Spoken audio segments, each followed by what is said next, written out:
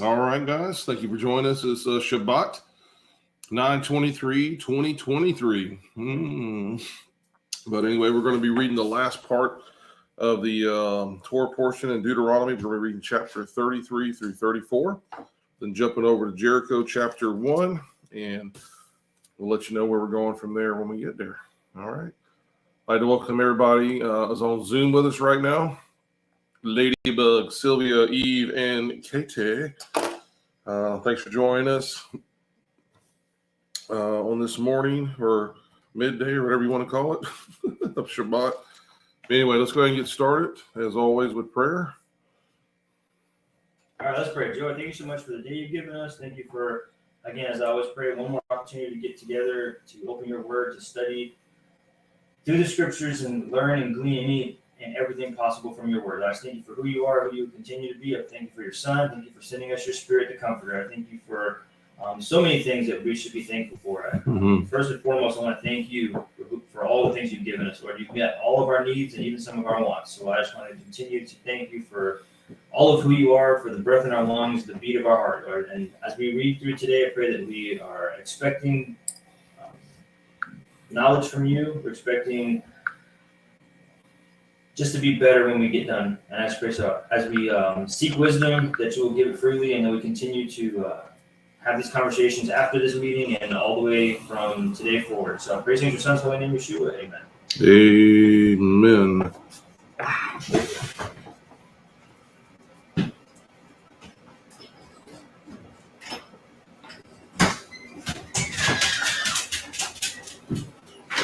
If you want to grab this one water, though. Yep. All right, so today we're going to be reading through Deuteronomy chapter 33, all the way to the end of Deuteronomy. There we go. All right, so let's get started in chapter 33. All right, and it says, "This is the blessing with which Moses, the man of God, blessed the people of Israel before his death. He said, the Lord came from Mount Sinai and dawned from them seer upon us. He shone forth from Mount Paran. He came from the 10,000. He came from the 10,000 of thousands of holy ones, with flaming fire at his right hand. Yes, he loved his people. All his holy ones were in his hand. So they followed in your steps, receiving direction from you. When Moses commanded us a law as a possession for the assembly of Jacob, thus the Lord became king in Jeshurun.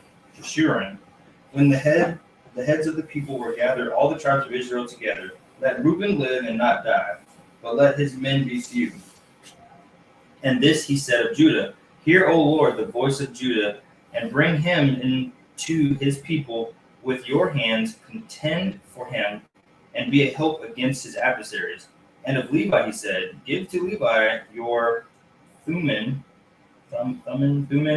and your Urim to your godly one, whom you tested at Massah, with whom you quarreled at the waters of Meribah, who said of his father and mother, I regard them not. He disowned his brothers and ignored his children, for they observed your order and kept your covenant. They shall teach Jacob your rules and Israel your law, and you shall put incense before, and they shall put incense before you, and whole burnt offerings on your altar. Bless, O Lord, his substance, and accept the work of his hands.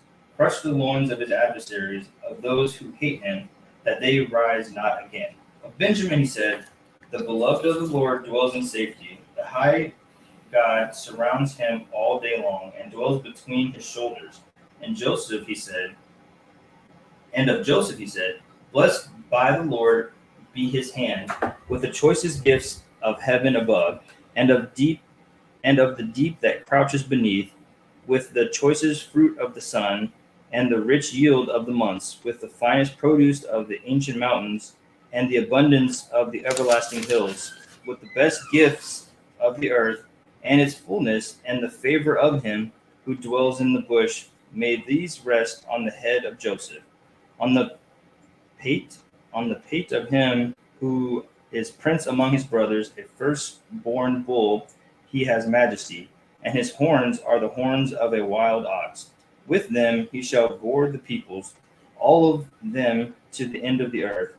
They are 10,000s of Ephraim, and they are thousands of Manasseh. And Zebulun, he said, rejoice, Zebulun, in your going out, and Issachar in your tents. They shall call peoples to their mountain. There they offer right sacrifices, for they draw from the abundance of the seas and the hidden treasures of the sand. And of Gad he said, blessed be he who enlarges Gad. Gad crouches like a lion. He tears off arm and scalp. He chose the best of the land for himself, for there a commander's portion was reserved. And he came with the heads of the people, with Israel. He executed the justice of the Lord, and his judgments for Israel, of the Lord, and his judgments for Israel. And of Dan he said, Dan is a lion cub that leaps from Bashan. And of Naphtali he said, O Naphtali, sated with favor and full of blessings of the Lord, possess the lake and the south. And of Asher he said, most blessed of the sons be Asher. Let him be the favorite of his brothers, and let him dip his foot in oil. Your bars shall be iron and bronze, and as your days, so shall your strength be. There is none like God, O Jeshurun, who rides through the heavens to your help, through the skies in his majesty. The eternal God is your dwelling place, and underneath are the everlasting arms. And he thrust out the enemy before you, and said, destroy. So Israel lived in safety. Jacob lived alone in a land of grain and wine, whose heaven dropped down dew. Happy are you, O Israel, who is like you, a people saved by the Lord, the shield of your help, and the sword of your triumph. Your enemies shall come fawning to you, and you shall tread upon their backs.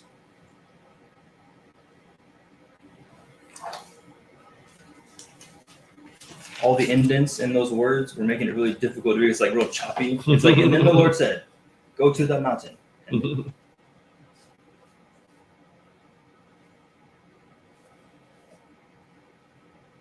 So I guess what's interesting, right off in verse 1, it says, this is the blessing with which Moses, the man of God, blessed the people. So I was kind of reading these thinking, okay, these are, God speaking, or these are, direct words, but these are Moses's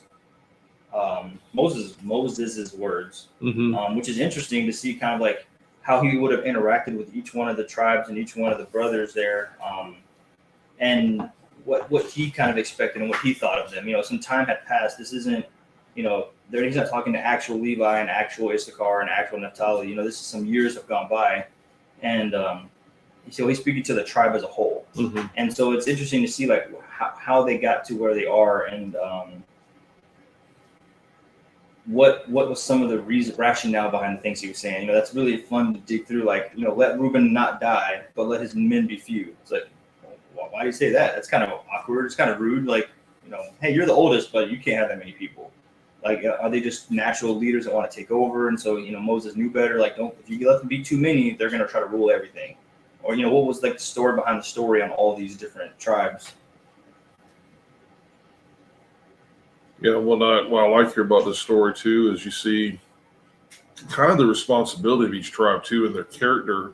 Like you were saying, he's not speaking to the person; he's speaking to the entire tribe. And you see it seems like you can see the characteristics of the people who live within that community of that tribe, but how each one has their own gifting and what God has blessed them to do, and how they are to. Maybe they're hunters, maybe they're gatherers, maybe they're sowers, maybe they're these different things. But you see that in the community of the 12, all of the gifts and attributes that each one of the 12 have complete the whole body of Messiah, completes everything as each one brings something to the table. So it's a little bit different than the blessing Jacob gave. Right. When his because some of them didn't sound too good. Like, oh man. He's giving the actual, patriarchs of the 12 tribes. But it's kind of neat to see here that taking place here. Moses is like, hey, to each one of you, and Seems like Joseph kind of got like a little bit bigger of the portion of the blessing there, but Just a little. just a little bit. Miss Sylvia?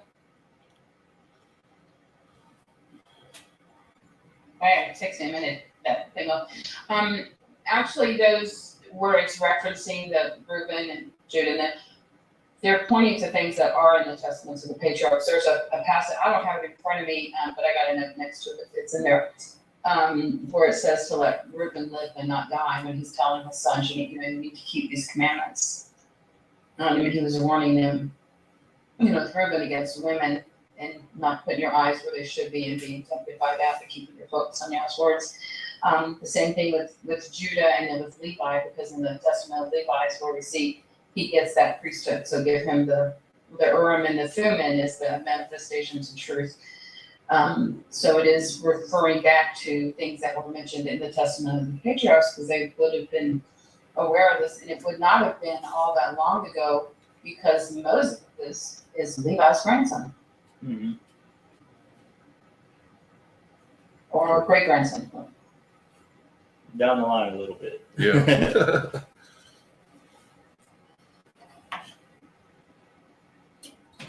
Well, they're not that far. Let's see, because Levi is Amram's father, and Amram had Jochebed, which is Moses. So so the great grandson. So he could have actually known him, Mm-hmm.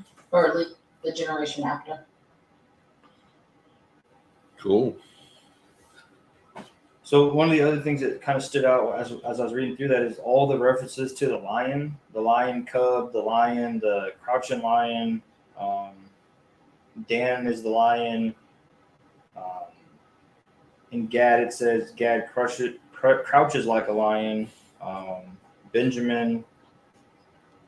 All of them have some kind of reference to lion. I was just trying to figure out what's the significance. I guess was that like the apex predator while they were out in the wilderness? So that's why Moses was kind of using that, or was there some other symbolic meaning or purpose behind it? So now we get, Yeshua is the Lion of Judah, but that's because of verses like this, where that even comes from. So where would this precedent come from? Or like, why was it so prevalent then? That is a good question. I can give you my Western answer to it. Is that Detroit? Yeah. Detroit Lions, yeah. Oh, it's Motown, right? Is that what Detroit's called, or is that St. Louis? Which one's Motown? Or that whole region, maybe? Maybe. I don't know. Yeah. Because then it'd been Moses Town. I was Yeah, trying. Moses Town. I was reaching real far for that one. Even then, people would have recognized the king, or not the king, but they would have recognized the lion as being the authority with the strength of a lion. They would have already knew. It wasn't like they had to wait for Wild Kingdom or Discovery or something to tell, oh, here's a lion in its natural habitat. Mm-hmm. They already knew. I think it's just a way of sorry, my dog's already knocked my wire off the table. Let's put that up over here. Motown was Detroit, by the way. Yeah, Detroit. There we go. For my dog takes out the entire camera here. So anyway, I think it's just reference to show it's an animal of strength, of dignity. It's the head of all animals. Usually in the wild, there's nothing else out there that's really going to challenge the lion, except for what do you call those little things out there? The hyenas. The hyenas. Yeah, and they don't usually win that one too well. They got to show up 15 deep, probably. Right, and even then it's going to be a struggle. Right. So I mean, in just my mind thinking, I'm as just to describe something that's of power and majesty and stuff like that. Mm-hmm. Yeah, the other note. Oh, go ahead, Miss Sylvia. I had the one where it talks about Dan leaping from Bashan. It was there that the bulls of Bashan were set up, and they were after the tribes split, the northern tribes, the two places they had set up the where they did the worship. They set up the bulls of Bashan. So I think that could be the reference that even that Dan can come out of that too. Yeah, one of the notes that kind of jumped off the page was in verse 10. It says, speaking of Levi, they shall teach Jacob your rules and Israel your law. And that's one of those examples where we see that Jacob is sometimes Israel and sometimes Israel is Israel. But this one, it's splitting them out, and it's saying the people of Jacob, the people of that tribe, they're getting the rules. But then the nation, the whole group of the people, that everybody is also getting the same. They're not getting any distinction. It's not like, oh, and then for Jacob, just as one tribe, they're getting all the rules. It's everybody. And so I think it was interesting that this is one of the better examples of the Jacob and Israel being split, and it kind of helping to define like the people, because these are all Levi, Gad, Issachar, Jacob, but it's saying now Israel because now it's encompassing everybody. So I thought that was kind of cool. Exactly. Because it's always been about a people. It hasn't been. It's not necessarily a land. The land is the blessing of Jehovah, but it's the people that are Israel.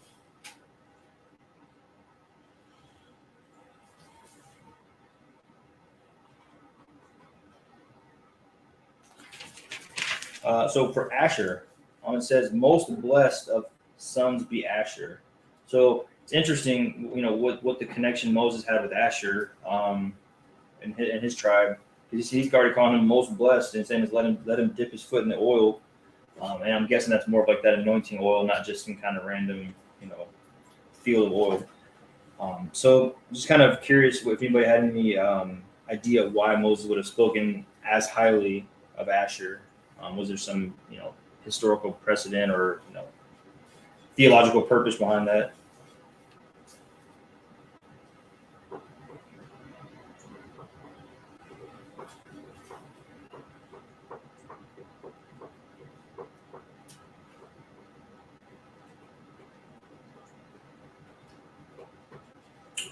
That could be,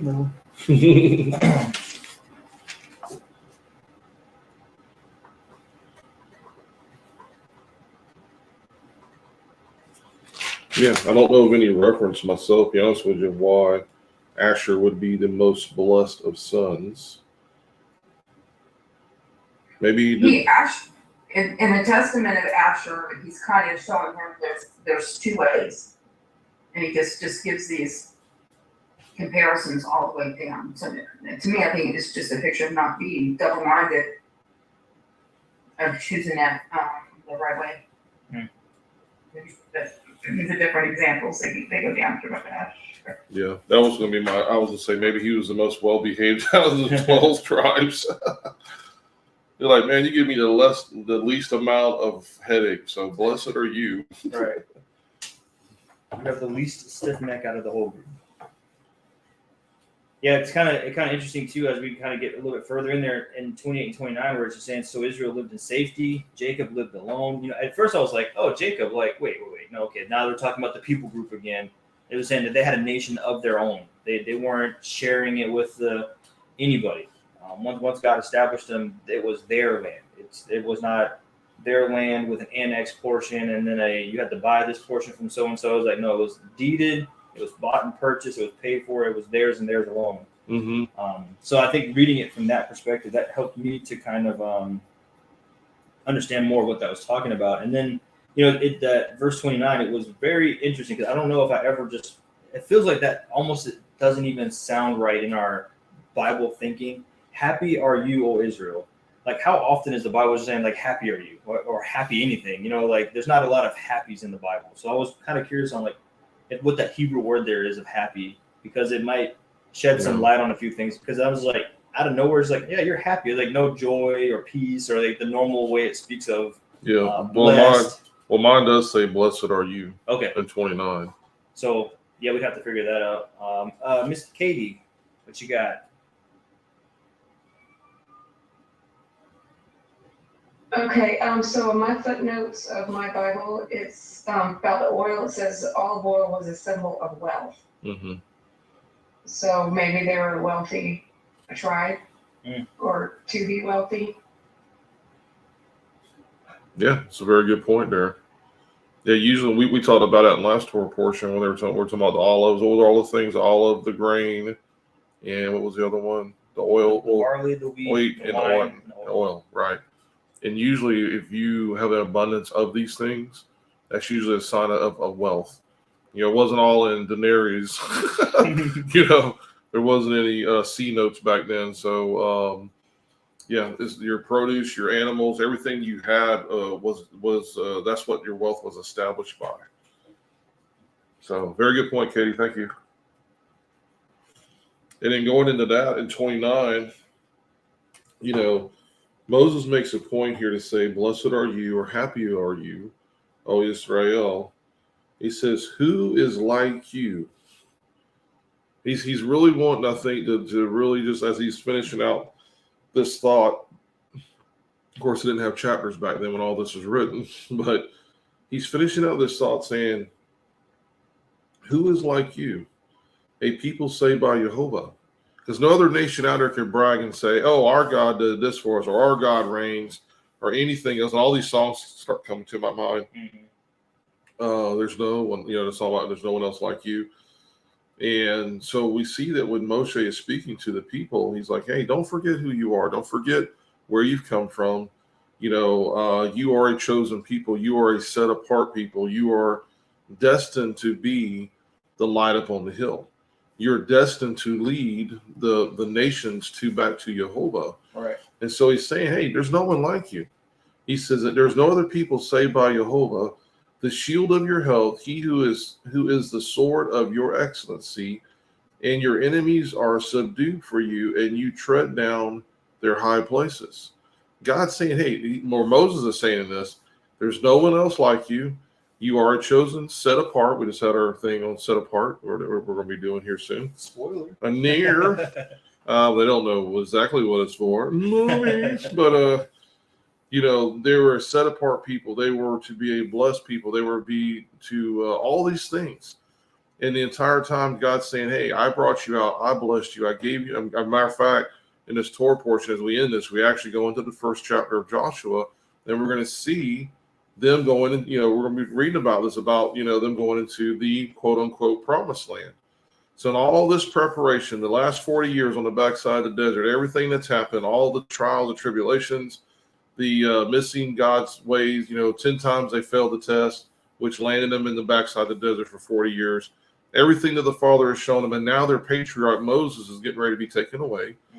And he knows he's going, and the mantle is already being passed over to Yehoshua, aka Joshua, which means salvation. And so I love the words of Moshe at the end of this, because it's still a loving, kind words that he's speaking to the people. Right. Even though we read, you know, earlier in the Torah portion where he's like, because of you people, I don't get to see Promised Land.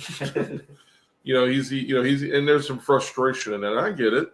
You're like, man, I came all this way and I don't get to go in. Come on, man.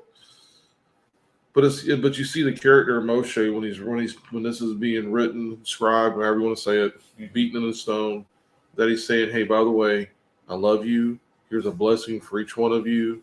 And by the way, don't forget who you are. Don't forget where you come from, and know that the Father is always with you. And as long as you're being faithful to him, he will never leave you nor forsake you. Mm-hmm. Yeah, I think kind of jumping back into that word happy, the happy or blessed. So for all of us, as we're studying and learning and getting smart, that Hebrew word there is Esher, E-H-S-H-E-R. Asher? I don't change that. Yeah, Esher, and that's the strong word H833, and it means happiness, only in the masculine plural construction as interjection. How happy, blessed, or happy. So I can see why the ESV would translate it that way. 4 out of the 5 versions of it are happy. So some version of happy. Yeah. Now you're probably blessed if you're happy. So the words can probably be used interchangeably. But, yeah. It does seem to be happy is used 18 times from the King James version, and blessed is 27 times. So either or. I think either word works in there. Yeah. Right. But I just thought it was funny that it would go out of its way to use that word whenever it's like it's used blessed like 1,000 times already, in other forms in etymology. But this one's like, oh, this one's happy. Yeah. Absolutely. Anybody else got anything to add to this one? Miss Eve? Okay, so it may be me, because I've been scanning back through chapter 33, but I don't see Simeon in this list. Am I missing it? I don't think I read it. Well, let's. So why would Simeon be missing if it says that Moses blessed the children of Israel? And he did, does anybody have any thoughts on that? It's kind of odd. My initial thought is each time that we have the tribes listed out, almost every time it's a little bit weird. You're missing one here, you're missing one there. Dan's missing in Revelation, Simeon's missing here.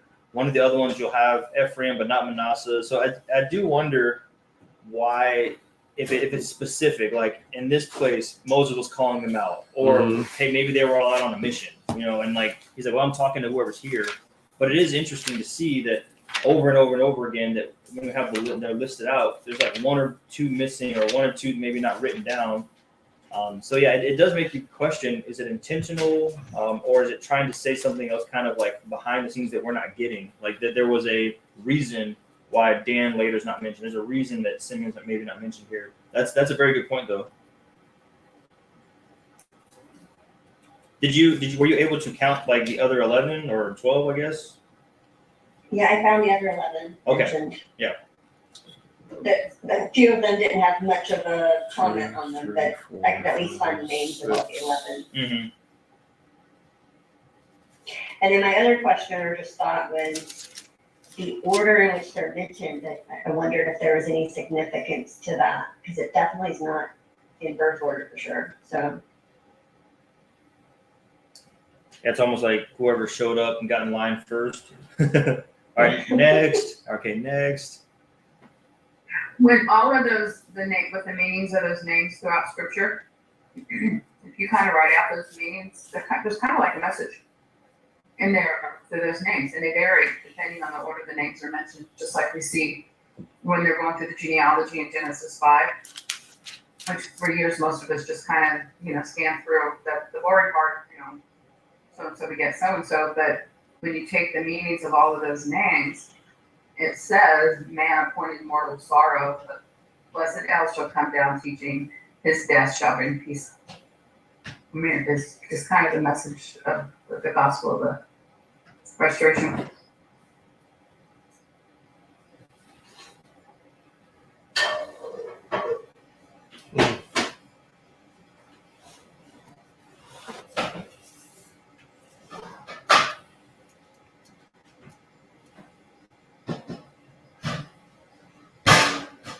Yeah, I was gonna say one of the things, like normally my notes at the bottom aren't very big. These are all like the little additions or whatnot, and there's like a ton of the probable reading in Hebrew it means this, but in the Dead Sea Scrolls it says that, but in the Septuagint it says this, but in the Septuagint it says that. 2 Hebrew manuscripts in the Targum say this. So this whole section is full of other references or adjusted verses, or it's things that have been changed and slightly translated in different ways. So it's interesting that this is probably the most notes I think I've seen in one section.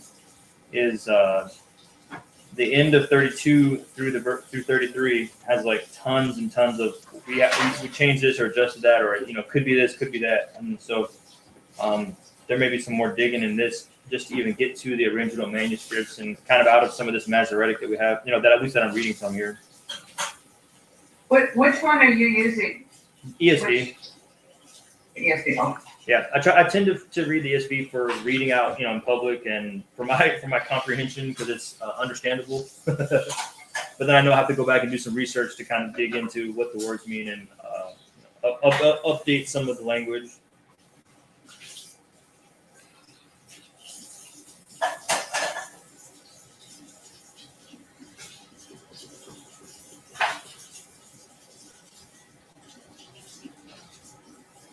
Yeah, it even mentions the Samaritan canon. So here we get the Dead Sea Scrolls, Septuagint, the Samaritan, and the Masoretic with the Septuagint. So there's definitely these 4 agree, this one doesn't. These 4 agree, and this one doesn't. So there's definitely what I appreciate here is at least it's giving us that information. A lot of times it's just, hey, we changed it because we wanted to, and you're not going to ever know unless you go and dig on your own.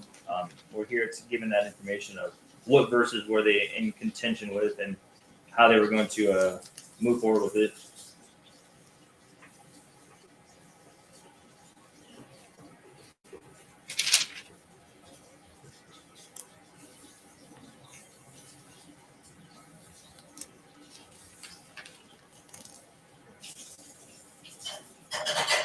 Who did you say was not mentioned in here? Simeon.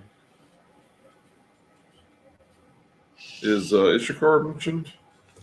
I believe so. Eve, did you find Issachar? Which verse?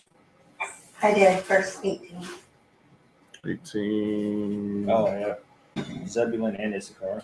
Oh, lumped them in there. Okay. Yes, I'm going back through. I'm using the Septuagint and the scriptures just to kind of go back and look at both of them and see if there's anything that, Differences. yeah. They seem to be pretty spot on with each other as far as that goes. Okay. That's interesting, though. Poor Simeon. He didn't get no blessing, apparently. He was a bad boy. Maybe he got his in writing. He was like, Yeah. I'm not going to tell this to everybody. Moses goes off to die on the mountain. And he goes, "Oh, wait a minute. Oh, sorry, bro. Oh, God called me. Got to go. Gotta go, man."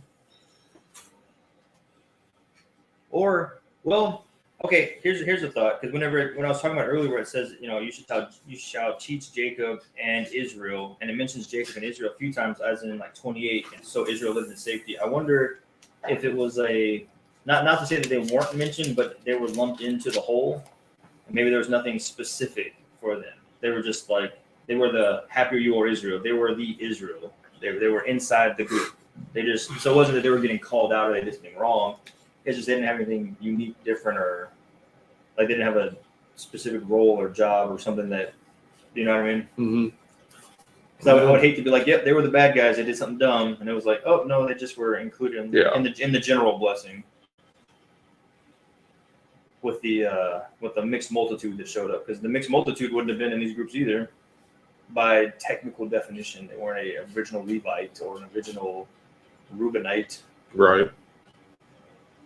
Yeah, but I would have thunk it. What was that again? I know, right? Can you spell that, please? I would have thought though that with the mixed multitude, though, that they all would have assimilated into a tribe anyway. So More than likely. wasn't like he had to go out his way. Oh, and you guys who kind of followed us out, yeah, good luck to you. Right. General population. Yeah, general population. Those who are outside the camp, blessings to you too. What he said. Yeah. Well, I don't have anything else in 33. Yeah, I think we pretty much expounded that one. If we could figure out what happened to Simeon, that would be cool. But I do wonder if we could go back and find what the earliest versions of this Deuteronomy, if he was in there, and for some reason over time it's gotten removed, or if it was like part of one of the scrolls in that fragment, it was marked Right. up or got disintegrated, and it was like, since we can't really find it, we're just gonna pretend like we didn't see it. let's see. Let's do a little quick search on that. You're gonna Google it? Yep. I'm gonna Google it first. No, my fingers are faster. Just kidding.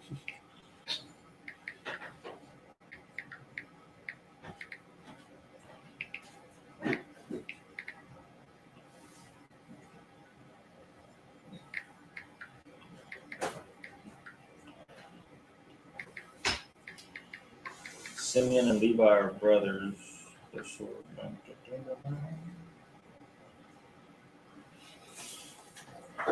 Okay, fulfilled when Simeon's descendants were absorbed into the territory of Judah, Joshua 19:1 and 9, and when Levi's descendants were dispersed throughout the land, living in the 48 different towns. So yeah, maybe it was like they were lumped in with another. That actually doesn't make sense. It says, I don't know if this helps or not, but it says Moshe died in 1406 BC. In order to understand why Simeon is not mentioned in Deuteronomy, we must go back in time to when Jacob, the father of the 12 sons, who were the progenitors of the 12 tribes of Israel, died. The record of Jacob's blessings is in Genesis chapter 49. Says Simeon and Levi are brothers, their swords are weapons of violence. Let me not enter their council, let me not join their assembly, for they have killed men in their anger and hamstrung oxen as they pleased. Cursed be their anger so fierce and their fury so cruel. I will scatter them in Jacob and disperse them in Israel. So So it says here, the New International Study Version, which I don't like, notes gives this explanation with regard to Jacob's prophetic words that Simeon's descendants would be scattered, fulfilled when Simeon's descendants were absorbed into the territory of Judah. See Joshua 19:1 and 9. Joshua chapter 19, verse 1 and 9. And when Levi's descendants were dispersed throughout the land, living in 48 towns and the surrounding pasture lands. At the time of the second census conducted by Moses and Eleazar, son of Aaron the priest, the tribe of Simeon was the smallest and weakest of all the tribes that came out of Egypt. Only 22,200 men aged 20 years or more. That's in Numbers 26:14. Simeon was cursed by his father Jacob, probably because of the event recorded in Genesis 34:24. Genesis chapter 34, verses 24 through 30, when Simeon and Levi took revenge on the men of Shechem after the rape of Dinah. After the horrific event, Jacob said to Simeon and Levi, "You have brought trouble on me by making me a stench to the Canaanites, the Perizzites, and the people living in the land. We are a few in number, and if they join forces against me and attack me, I and my household will be destroyed." Moses was undoubtedly aware of this, and that may be why the tribe of Simeon was excluded from Moses' blessings. There we go. Yeah, that's an option. Little backstory, Bobby. Yes, the version I was reading, it said that possibly when they both, Simeon and Levi both got in trouble, Levi turned and said, "Oops, you're right. I made a mistake. I shouldn't have did that." Where it says, Simeon more than likely did not adjust his ways and kind of kept going down that path. What do you have, Miss Sylvia? Well, I think one of the things to keep in mind is when we see these testaments, the Testament of Patriarchs, it's kind of the same thing in Genesis 49 with Jacob, the Testament of Jacob. And he prefaces when he starts is, "Let me tell you what will befall you at the end of days." So he's looking at a futuristic fulfillment too, which we see in the patriarchs through the end of the age. And when we don't take into consideration the information provided in Jubilees and Enoch, because a lot of the testaments say, because I've been shown from Enoch, the book of Enoch, and then also the Testament of Patriarchs themselves, to see the whole picture of what went on at Shechem. And it wasn't that, if we're looking at just the canon alone, which gives that a little bit of information, we think that in Genesis 49, it's talking about the Shechem incident. That when the Shechemites were wiped out, we read from Jubilees in the Testament, this was God's judgment on them. The issue with Simeon in that is that he wanted to bring them in by giving them the sign of the covenant, the circumcision. And that's what Jacob was mad about, the sign of the circumcision, not that they exacted the judgment. So a lot of the evil things they're talking about they're doing, hamstringing an ox and doing this, that their boasts were as bad as, I think is a reference more towards the end of the age, which you only see in Jubilees in the Testament of Patriarchs. And the prophecies are pulling from Enoch, because that's why Levi was then appointed the priesthood directly after the whole Shechem incident, because he left, and now they come to the place where Shechem was ripe for judgment.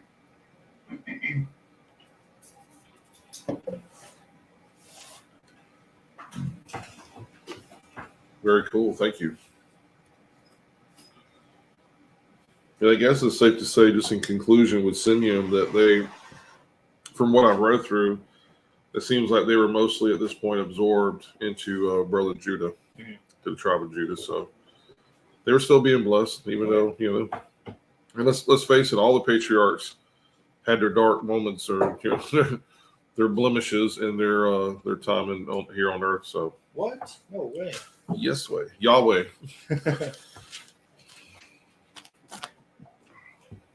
Oh, you got to read the sad part. Yeah, read the sad part. Yeah, might as well. Where's the box of tissue? All right, guys, let's go on to 34, Deuteronomy 34. And it says, "And Moshe went up from the desert plains of Moab, to Mount Nebo, to the top of Pisgah, which is opposite of Jericho, And Yahuwah showed him all the land of Gilead as far as Dan, and all Naphtali, and the land of Ephraim, and Manasseh, all the land of Yehuda as far as the western sea, and the Negeb, and the plains of the valley of Jericho, the city of the palm trees, as far as Soar.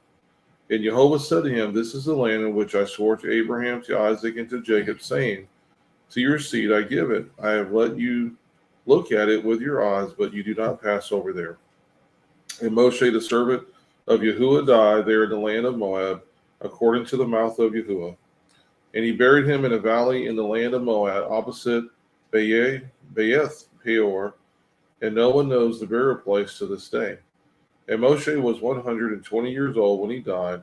His eyes were not dimmed, nor his freshness gone. And the children of Israel wept for Moshe in the desert plains of Moab 30 days. And the days of weeping and mourning for Moshe were completed. And Yehoshua, son of Nun, was filled with the spirit of wisdom, for Moshe had laid his hands on him, and the children of Israel listened to him and did as Yahuwah had commanded Moshe. And since then, no prophet has risen in Israel like Moshe, whom Yahuwah knew face to face. For all the signs and wonders which Yahuwah sent him to do in the land of Mitzrayim, before Pharaoh and before all his servants, and in all his land, and for all that strong hand and all the great fearsome deeds which Moshe did before the eyes of all of Israel.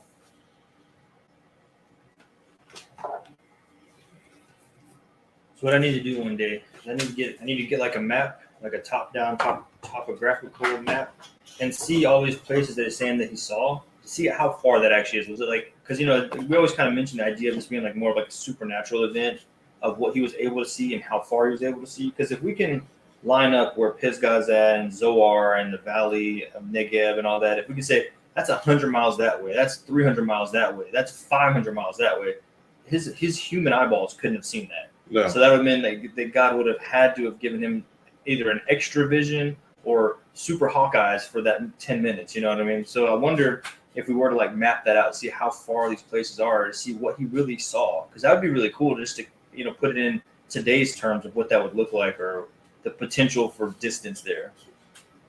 Make the Bible more real. Yeah, something we've talked about before is we wonder sometimes if the Father gave him, actually letting him see maybe into the future a little bit too, actually seeing these people in the land, not just necessarily seeing the raw land itself, right, but actually seeing the potential of what the promised land was. So, which I still like that idea. Yeah, I think that would have been not the biggest nod to Moses ever. Like, hey, you're seeing ahead. Like, you're seeing what this would have been, not the struggle of getting the first houses built and the first pens built and planting the first barley seeds. Like, no, you get to see the cool stuff that these people won't even get to see. You're seeing ahead and ahead. Yeah, absolutely. In this passage, it talks about the thing too. We know is that there was nothing wrong with Moshe. Right.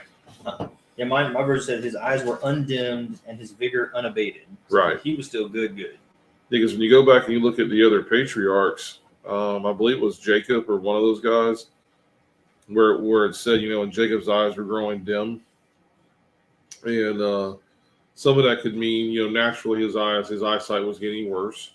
Or, and I also think it was another way of expressing that Jacob was getting older. Mm-hmm. His eyesight was growing dim, he was in the later years of his life. Yeah. And so with Moshe, it's hey.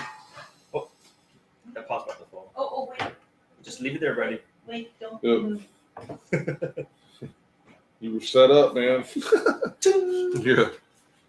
So we see here that, Moses was still a bigger man.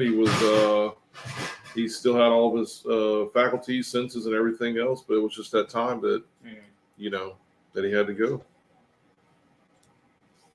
But if you're going to die, I'd rather be by the Father say, okay, go over here and fall asleep, and, Right. it's painless. There's no suffering whatsoever. Yep. But before you pass away, by the way, here's a little extra for you. Mm-hmm. Boom. Here you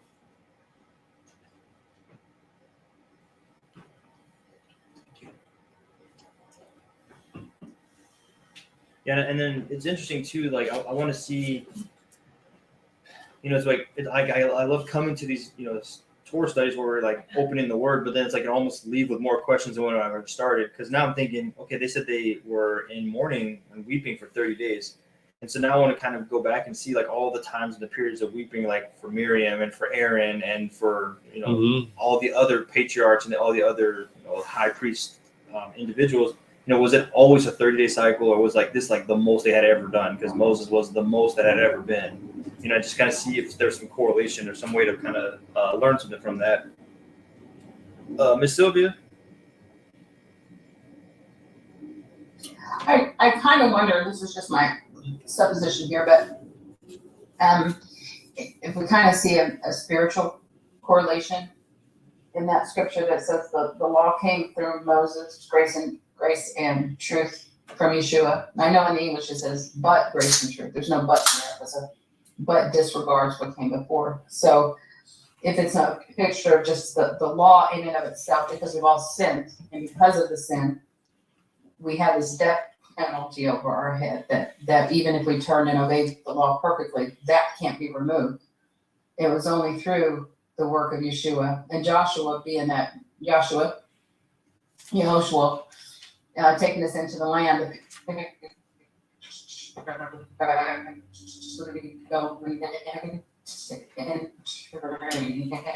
the kingdom. If it's the picture of that, because even when they came out, one of the issues they had is that a lot of them did not put away their idols. So they still worship, you see, and then actually you didn't put away your shard, your tabernacle, mold. You carry these things with you, even through the desert. And when we see when that power was transferred to Joshua, now they're going into the land, and what they told the Deuteronomy, they said, is you're tearing down the altars, the idols, you're getting rid of all of this stuff and walking completely in obedience. And I just wonder if there isn't a spiritual picture in that the law in and of itself can't save you, it can't resurrect you, and it can't remove your sin. Only the work of Yeshua doing that, but then him giving us the grace and the truth, because his Torah is truth. But that grace being that power from his Ruach to enable us to be able to walk it out now. As he's removed that death penalty, now we can return to obeying that and taking down those idols and those things that are in our life that would pull us away from him. And I know they could too, because there were believers then. There's always a remnant in every generation that the Spirit was present in the Old Testament. Mm-hmm. But this kind of manifestation in all flesh when we get to the New Testament. Just a thought. Yeah, I like that. It definitely puts the onus and the responsibility on the individual, on the human. Moses can't save you. The law in and of itself can't save you. It's your interaction with the Father, how you're reading the word, but how you're being Spirit led. I think as we're learning more about who the Father is, especially in this time, they don't have this big giant Bible book with all these, resources, and they're like, hey, I have a question. Let's go Google it, right? They were like, I have a question. I'm going to go talk to God, right? When Moses was like, everybody's getting sick, he didn't go flip to a book and try to go figure it out. He didn't, have Google or, he didn't go to the sorcerer. He's like going to the tent where God normally is at. Hopefully he's there. And when I get there, I'm going to pray really, really hard for some help. Because he says, where does my help come from? My help comes from the Lord. He knew.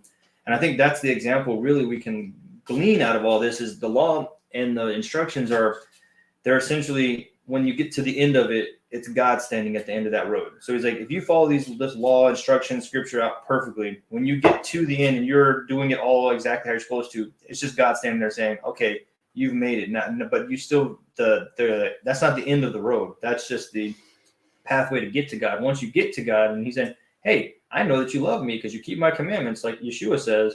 He's like, now we can have this interaction, this relationship, and I'll help you with those details of the day-to-day kind of stuff. There's nowhere in here that's going to tell you what kind of shirt you're supposed to wear tomorrow, but it is going to tell you what kind of person you need to be and how you need to interact. And he says, the rest of it, let God do. Let him work in your life. So I think that's a really good point you made there, Sylvia.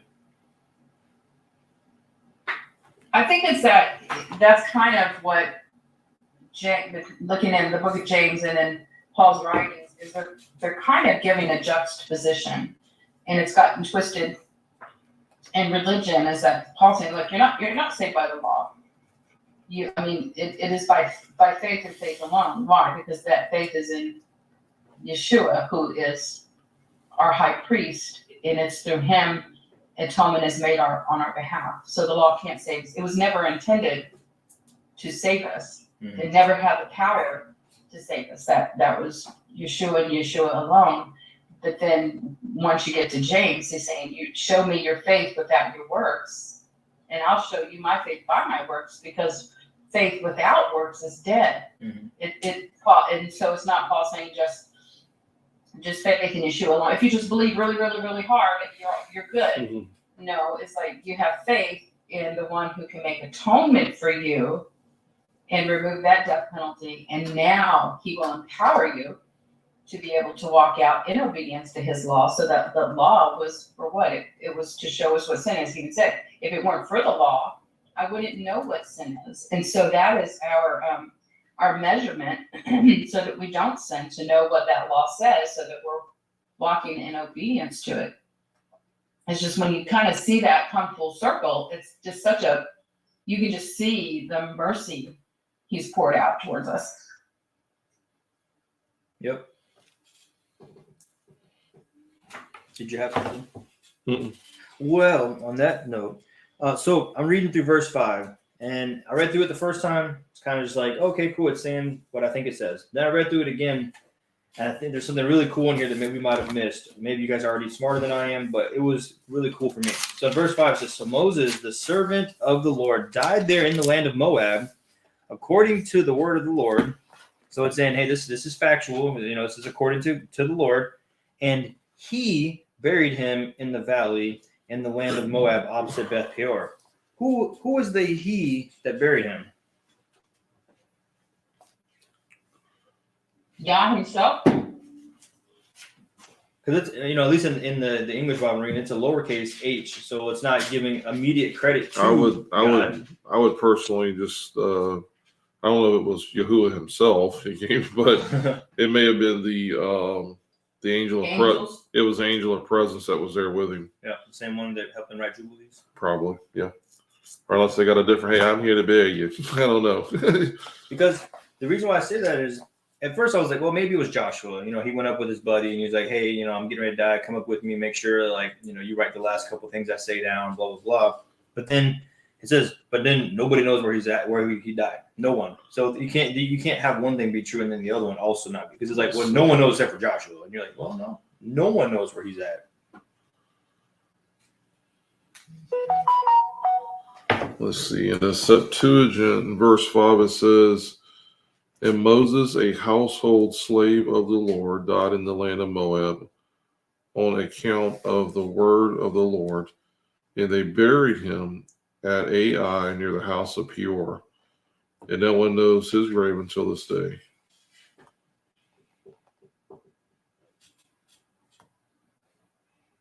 So that's a detail, at least in my study, at least in my walk, I have never heard it preached or talked about of like how he got buried. It was, I just said he went there and died. Well, that means he was just laying against a rock somewhere. It's like, I'm dead. So we had this discussion last time, I think, on our Torah portion, but we couldn't find the origin of when it talked about the bones of Moses being contended for, right? I think that's in Jude 1:9. Say it again. Jude 1:9. Yeah, that's right, in Jude. So it just makes me wonder what other writing was out there that Jude was referring to. So if the angels is they in this one, so more than one. So if the angels of presence went and buried Moshe so that no one would know where it was, but maybe Hasatan knew where it was. right on a spiritual level. On a spiritual level, yeah. And so maybe there was a contention for the bones of Moshe, and he's like, nope, sorry, can't have them. Right. So I don't know. Instead of like the 200 watchers being chained away, it's not like we can go there. You know what I mean? Like the same verse would be written the same way. And 200 watchers were chained away, and no one knows where it's at. Well, yeah, because God did that. You know, right, what I mean? That's a spiritual input into our physical world. And I think this situation with Moses, that's kind of what I was getting at. I think this is a huge spiritual input into the normal physical world. This doesn't normally happen. Normally you die and then you're dead, and there's your body, in a grave or in a casket. But here it's like Moses had the red carpet treatment a little bit. He like, no one's gonna mess with this. This is not, no one's gonna try to do the grave soaking or find some, grind his bones up and Right. drink it or something. It's like, no, this one's different. We're not gonna play like that. But very interesting because this is a one-off. I don't see any other example in scripture where it's like, oh yeah, then an angel came down and like, dug a hole 6 feet, put him in it, covered it up nice and good. No one will ever find it. So, you even have to wonder, is it even somewhere you could get to? Is that, you know what I mean? Like, Mm-hmm. I don't, now that's really reading further into it, but because it tells you he died up on the mountain. So it's obviously somewhere, a physical place. Right. But I wonder if it's like, one of those like cleft of the rock type things where you're like, what is it? Mm-hmm. Like whatever it was, God did it, and that story's over now, and we can't go recreate that. We're not trying to come back to this moment. Almost like the backside of Mount Everest. It's like you're not going over there. Right. People have tried, but that one part way back in there, you make it to this peak, and then you come back down. Yeah. Yeah. Or deep down in Antarctica somewhere. You're like, those are places we can't go. Well, they know for sure if the father buried his bones, and there's nobody going to find it. Right. Yeah, it's under granite and lime. But it makes me wonder too. I don't know why I keep going back. I thought too. It says, and Hasatan, the enemy, basically contended over the bones of Moshe with Michael, and it makes me wonder if Hasatan was there at the moment he died and wanted to come in and actually take the body or do something with the body, and the angels are present. And Michael was there going, "Sorry, but I will rebuke you." Mm. And we're taking care of business. You can't touch any of this at all. I mean, it would be a great tool for idolatry. Well, think about this too. Now, we got the reference here saying that no, God has not spoken to anyone else like this, right, face to face, and so there's a special relationship there. So what the enemy realizing this special relationship is basically, when we read through all of the Torah portion, whenever someone would come against Moshe, it was just like they were coming against Jehovah. Mm-hmm. I mean, exactly the same. Even Miriam, she kind of like was griping a little bit about, or maybe she was griping a lot. I don't know about, Moses marrying his wife. Mm-hmm. And so just that dialogue between them, the father gives her leprosy. Right. And then of course, Moshe is like, hey, he prays for her, for her to get better and to lose the leprosy. But I think there is something more significant here about the mantle that's been given to Moshe, his relationship with the Heavenly Father, something on a spiritual level here that we don't fully understand. That if that is true, what Jude wrote, that the Satan was contending for the body of Moses, probably at the time that he died, not after the bone, after he's in the ground. Mm-hmm. So this is taking place. What a better way to get back at the Heavenly Father and go, hey, I got your boy. Right. Oh yeah, this guy that was so special, brought all these people out. I've got his bones now. What? Now we're going to just set up these things of worship, and we're going to worship the bones of Moshe. We're going to do all these things to bring dishonor to our Heavenly Father. So this is thinking out loud again. Just this if what Jude wrote was that's accurate, then I would say it was at this moment here. Moshe dies, the enemies want to come in and take that body and do whatever they want to. Right. And God's like, Which is kind of why I was inputting the idea there of it being a spiritual issue, because again, if Jude, we can't read the Bible and be like, that's not true. So we say, okay, so Jude is true, and then this is spiritual. So now we're starting to find this connection, because otherwise Jude's kind of like, what the heck is that in there for? And like, what's even happening? What's happening here? But then you see it here, and you're like, okay, this is a bigger thing than just Joshua went up real quick, like Abraham and Isaac, mm-hmm. where it's like, okay, I'm bringing the rope, I'm bringing the knife, we're going up to the mountain, we're gonna, solve the situation. It was like Moses seems like he was out there by himself, yeah, and he died by himself, and he didn't bury himself, right? You know what I mean? All right, Miss Sylvia. So I agree with Joe. If we look at what the Catholic Church has done with their quote saints, where they put a lot of the bodies under glass, yep, and people go through them. And there was an article I saw recently pop up, a woman, I don't know, it was like 80 or 100 years. It's just been an exorbitant amount of time. This ex-nun had been buried. For whatever reason, they exhumed her body, and she hadn't decayed at all. So now they have her body on display, which I would question it because of no formaldehyde. They said it wasn't preserved. short of being airtight, the body's going to decay. But it's just that putting on display then, and now they're worshiping Yeah. death instead of life, I think, to have a body like Moses. You're absolutely right. Sylvia, could you imagine if they had the body of Moshe, or at least his bones? You realize, especially today, and I know it's been around a long time, but it's grown in popularity over the years, of the whole grave soaking and praying to the dead and all that stuff that goes on. Can you imagine if they said this is can you imagine the freaks that would show up to try to get just to touch it, or to lay across this tomb, or to do whatever they could to try to get a portion? And cutting off pieces of it, and who knows what else. It would just make a mockery. I think Abba absolutely knew what he was doing and hiding it. Yeah, and I think from a lot of the origins of the major religious systems, you have Islam with Muhammad, right? And he's a dead human. Yeah. And then you have Peter and St. Peter's Basilica. That's the Catholic Church. That's the Vatican. That's their big main church. Mm-hmm. And so it seems like every major religious system wants to have their person and the guy who's dead that they can still kind of worship and help to validate with validity. There we go. They want to validate their religious actions and their practices and saying, see, look, this is this guy. And so now we have a leg up, because right now, we serve the invisible God. And there's no way for us to prove the world of atheists and Gnostics that we even believe in a real God. But look, here's a real body. And he was a real Bible guy. So now our story is more legitimate. And I think, from the more Jewish and, I'm going to call it not Catholic Christian version, there isn't that guy, right? We have St. Peter for the Catholics. We have Muhammad, other people. We have a Buddha and all these other guys for other religions. But we don't really have that on that side.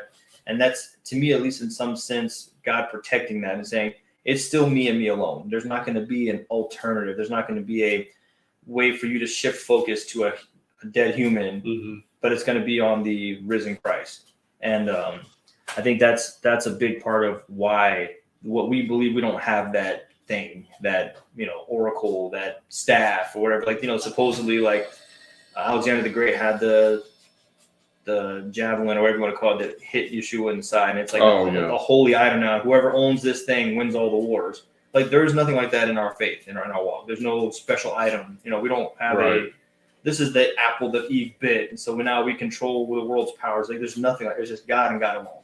Well, think about it. It's the whole superstition around the Holy Grail too. Right. The cup that Jesus drank from at the night of his last supper. People, they place the superstitious mumbo jumbo stuff on inanimate objects again. One of the Indiana Jones movies was all about it. And I do like the premise of when Indy gets in there and they have all these beautiful chalices to drink from. He's like, wait a minute, he was the son of a carpenter, wasn't very rich. Picks the least one out, and of course that ends up being the one. Right. But still, again, this just goes to show our culture is so wrapped up into signs and wonders. What they asked Yeshua, hey, what signs and wonders do you bring? If I was somebody like, man, I done healed half the population here. Thousands of demons are out of here, and you're asking me for signs and wonders? He says, what a wicked and adulterous generation you are. So, yeah, if God hadn't protected the bones of Moses, it would just be ridiculous. Right. Because if we do it with the quote, minor things and really the stick that killed Jesus, and they're like, oh, that's worth worshiping. Those are kind of minor things. Those are a side thing of a side thing, where you're the actual Moses. Could you imagine if we already can fall into that trap with these little things? Imagine we have the Moses. You know what I mean? People would be so far gone down that road versus just what's in the Bible. Right. Well, then it doesn't become about worshiping Yahweh. It becomes worshiping one of Yahweh's servants. Right. And again, that's just... And how easy. We've seen that in our world today. The Bible that they had that was flowing oil, right? They were this Bible, the oil just keeps flowing supernaturally. We don't know how it happens. And then they find the guy at Home Depot buying mineral oil and pouring it in there. And you're like, oh. So we always are looking for that stigmata or that, miracle or whatever. And God's like, you know, I don't do that. Like, and when I do, it's very specific. People get saved, and if right. everybody turns back to the Word. Like, this isn't about you just getting some oil and then rubbing it on your forehead. Yeah, you're exactly right, John. Because all throughout the Word, whenever God's doing something, he usually backs up by saying, "And you will know that it is I." Right. Your Adonai, your Elohim, he will always say, "And you will know." This won't be any doubt. You won't give credit to anybody else. You will know for sure that this is from me. Yeah, I agree with you. That whole thing about the oil coming from the Bible and all that stuff. I'm like, it's, there's a little bit of all of us who are like, man, that would be really cool to see God do a miracle like that. Mm-hmm. But then, like you said, they found receipts of 50-gallon drums of mineral oil being bought from like the Tractor Supply or something like that. Mm-hmm. And it's like, well, and how does God get the honor and glory from that? Like you see, like Pentecost, for instance, all those people got saved. And Nehemiah and Ezra, all those people were on one accord under the scriptures. So you see, when God does move and there is a big miracle, things actually happen. It's right. not Hearts are changed. Yeah. Yeah, it's not just, oh, that was cool, man. Let's all sign up and pay to go see what happened. Right. Did you don't ever see Jesus having admission tickets to feeding the 5,000 or doing it twice even? There's no, hey, by the way, this is some really cool thing. I want all the glory. It's never about that. And half the time, the people didn't even know what was happening. Miss Sylvia, man. I like what she wrote there though on your on the. Well, it's private. Oh. I think just our human nature, that need for that tangibility. There has to be something tangible to our faith, but in reality, we do have it because in 1 John, he tells us, look, eternal life was manifested to us. He says we talked to him, we touched it. They were there with Yeshua. They got to see that these spiritual bodies, the resurrection, the spiritual things are very tangible, and so they get to see it. But then, looking back, a lot of times, I mean, even with me, I've got to check myself. I've seen Abba do some wondrous things in my lifetime, and just like in the desert, they saw some incredible things. They saw the sea split for them to walk through on dry land, to take out Pharaoh's army, to bring those plagues. They got to see some pretty miraculous, tangible things y'all showed them, but what did it benefit them? Because I think sometimes the things we see, when we stop seeing it, it goes into the recesses of our memory. And then we're left wanting more. Whereas if we're building our faith on the Word and what it says, and constantly and filling ourselves with that, we don't have to see what's right in front of our eyes. We know that we know in our heart of hearts and in our mind what is real and what is very tangible, and that is a real tangible kingdom coming. And I kind of think maybe that's why you made the statement that we walk by faith, not by sight. Because even the ones who actually got to see and witness these things, it didn't take them that long to wander away. Yeah, and Yeshua's quote, when he's talking to Thomas and all those guys, right there, he said, well, you guys believe because you've seen, but blessed are those who believe and haven't seen, speaking of every generation from that period forward. And I really love that, because Yeshua's telling you, it is awesome to see some stuff, but that's not what it's about. If you're waiting for the next, hot topic, you're waiting for the next spiritual high or whatever, waiting to see that next miracle, cool. You're still good. Thank you for, that's awesome that you got to experience that, but it's blessed for those who don't even see anything, and yet they can still believe. So I kind of go back to that very frequently to help us understand more of where God's heart's at on some of that stuff. I don't think it's always about seeing stuff. And the reason why the stuff that is in the Bible today is because it was something really cool. There's a ton of things that they didn't see. They didn't, the kids that were in the tent didn't see the dad go out and pick the manna up every day, but yet it was still there, right? So I think there's a lot of really interesting kind of nuanced type stories of we're only reading the highlights. There's all the lowlights that aren't even written about. Yeah, and if we put our faith in just what we see, well, when the enemy brings forth false signs and wonders, because you see it, then you're going to trust that. We have to know the Word. We have to know who God is. We have to know what His Word says to be able to distinguish that as false, because it's not in alignment with what His Word says. It's the same thing of a lot of times, I don't feel God's presence. I don't feel, You know, sometimes you go through those, feels like you're in a drought with prayer. I don't feel his presence. Well, are we going to trust our emotions, which can change with the weather? Or are we going to, this word says that I will never leave you or forsake you. He's there. And there's these testing periods. Those are those time periods when we are sucking dust on the backside of the desert, so to speak. So we have to know that regardless of what we feel, regardless of what we see, he is who he says he is, and he's going to do what he says he's going to do. Amen. Yeah, what he said.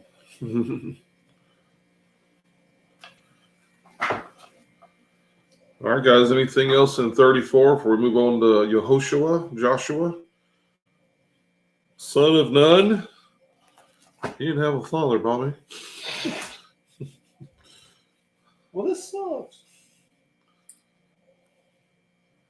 Who's your daddy? None. None what? None your business. Hey, as you get ready to go into reading this one, Joe, just looking in the Septuagint, Yeah.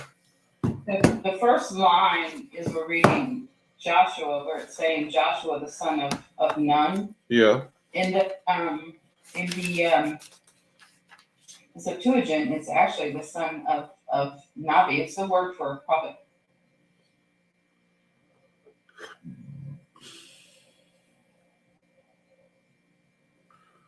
Yeah, this Septuagint here still has none in it, N-U-N.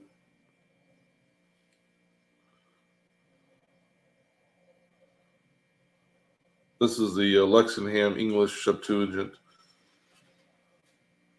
Which Septuagint do you like to read from, Sylvia?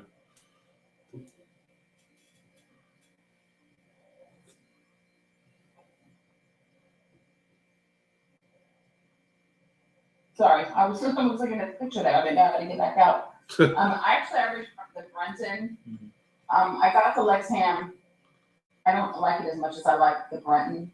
The Brenton, But any okay. script I can find that have like the footnotes, like the R.H. Charles when I'm doing the Testaments or Jubilees and stuff. I like the R.H. Charles because I'm going to look at that ESV though. I haven't used that with stuff with footnotes, but for the Septuagint, I like the Brenton, but I also like using the Apostolic Polyglot because they also use different resources and they use the Septuagint to that too. And that's the one that I like to use to trace the Greek word back to which Hebrew word they were using. So to me, I found it a very valuable study tool. Okay.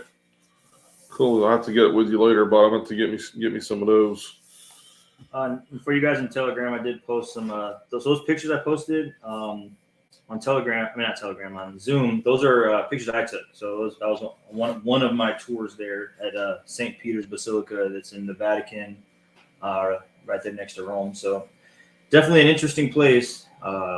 Lots of weird looking stuff. And then when you go back, at the time this was, I don't know, 7, 8 years, a long time ago, before I was as deep as I am down some of these information trails, we'll call it that. Information trail? Yeah, rabbit trails, Yeah. rabbit holes, whatever. When you go back and, I'm looking at my own pictures that I took with my own hands, and I'm seeing all the symbology and all the things of like, oh, that's what that, yeah, no, looking back, that definitely didn't look right. Now you kind of know what it is exactly. It makes things a little more interesting of like, you watch the documentary of like, here we are deep inside the Vatican in the secret room. I was like, oh, I've been in there. That's a real story. That's not something somebody made up. I can confirm by my own eyeballs. That's cool. I've seen some strange things in churches. I went to the cathedral in Washington, D.C., which I used to live in the D.C. area. None of my pictures came out except for a couple, and they were like pictures of the tapestry, but none of the little sanctuaries or altars or anything. All the pictures were black. But in a Lutheran church, it was actually one my daughter used to go to. This thing has got to be 20 feet. It's supposed to be Yeshua with just a loincloth over him. But his hands are in the same position as the back of him. Boy. Yeah, that's and tough. he has this huge starburst of flames behind his head that's huge. And if you really look closely, his head is the pupil of a big eye in the middle of the sun. Yep. It is very disturbing, very disturbing. Wow. Yeah, I've been personally probably to 50 of these, the biggest Italian, Catholic churches, and then been to the church at Notre Dame. Yeah, all over. Seen and done all of it. Been to all the monasteries and temples and all over Asia. So there's definitely a lot of stuff in the world where, we kind of look at just our church down the street and you're like, yeah, it's got nothing compared to these, mega structure, almost a whole city worth of church stuff going on. And then we kind of understand a little bit more of like those temples they had back in the day, Temple of Diana and their temple practice. You're like, how are they having all these orgies and all this other stuff? And you're like, oh, these places are huge. You go to church today, you're like, yeah, that would have been pretty awkward, right there on stage. You're like, no, it wasn't. Totally different. All these extra rooms and chambers and tons of underground stuff that, you're like, you could go on a tour for a whole day just in a church. And I was like, that's crazy. Well, the crazy part is because of hidden information and all this other things where we just don't know that all of this symbolism is hidden in plain sight. Mm-hmm. So when you see these things, you're like, with Silver, what you just said, people may walk in there and not think twice, oh, what a beautiful statue of Jesus, and not even realize that there's a little bit more to that than what meets the eye. So, anyway. All right, let's jump into Joshua. We're reading all of chapter 1. All right. Joshua. Of Yehoshua. Chapter 1. Is it super long? Nope. No, it's only 18 verses. All right. So we're going to read Joshua chapter 1. Everybody turn in your Bible to the exact page you were on. Or your tablet, your phone, or whatever it is you're reading from. You should already be there, hopefully. Okay. After the death of Moses, the servant of the Lord, see, these is where the definitions were better. What does yours say? The Lord and the Lord. Which one is it? Are they both Yeshua? It says servant of Jehovah. And then it says the Jehovah. And that Jehovah spoke to Yehoshua, son of Nun. Okay, so both of them are God. All right. Yeah. After the death of Moses, the servant of the Lord said to Joshua, the son of Nun, Moses' assistant, Moses, my servant, is dead. Now, Joshua had to be told that Moses was dead. He wouldn't have known on his own. Right. Moses, my servant, is dead. Now, therefore, arise, go over this Jordan, you and all the people, into the land that I am giving to them, to the people of Israel. Every place that the sole of your foot will tread upon, I have given to you, just as I promised to Moses.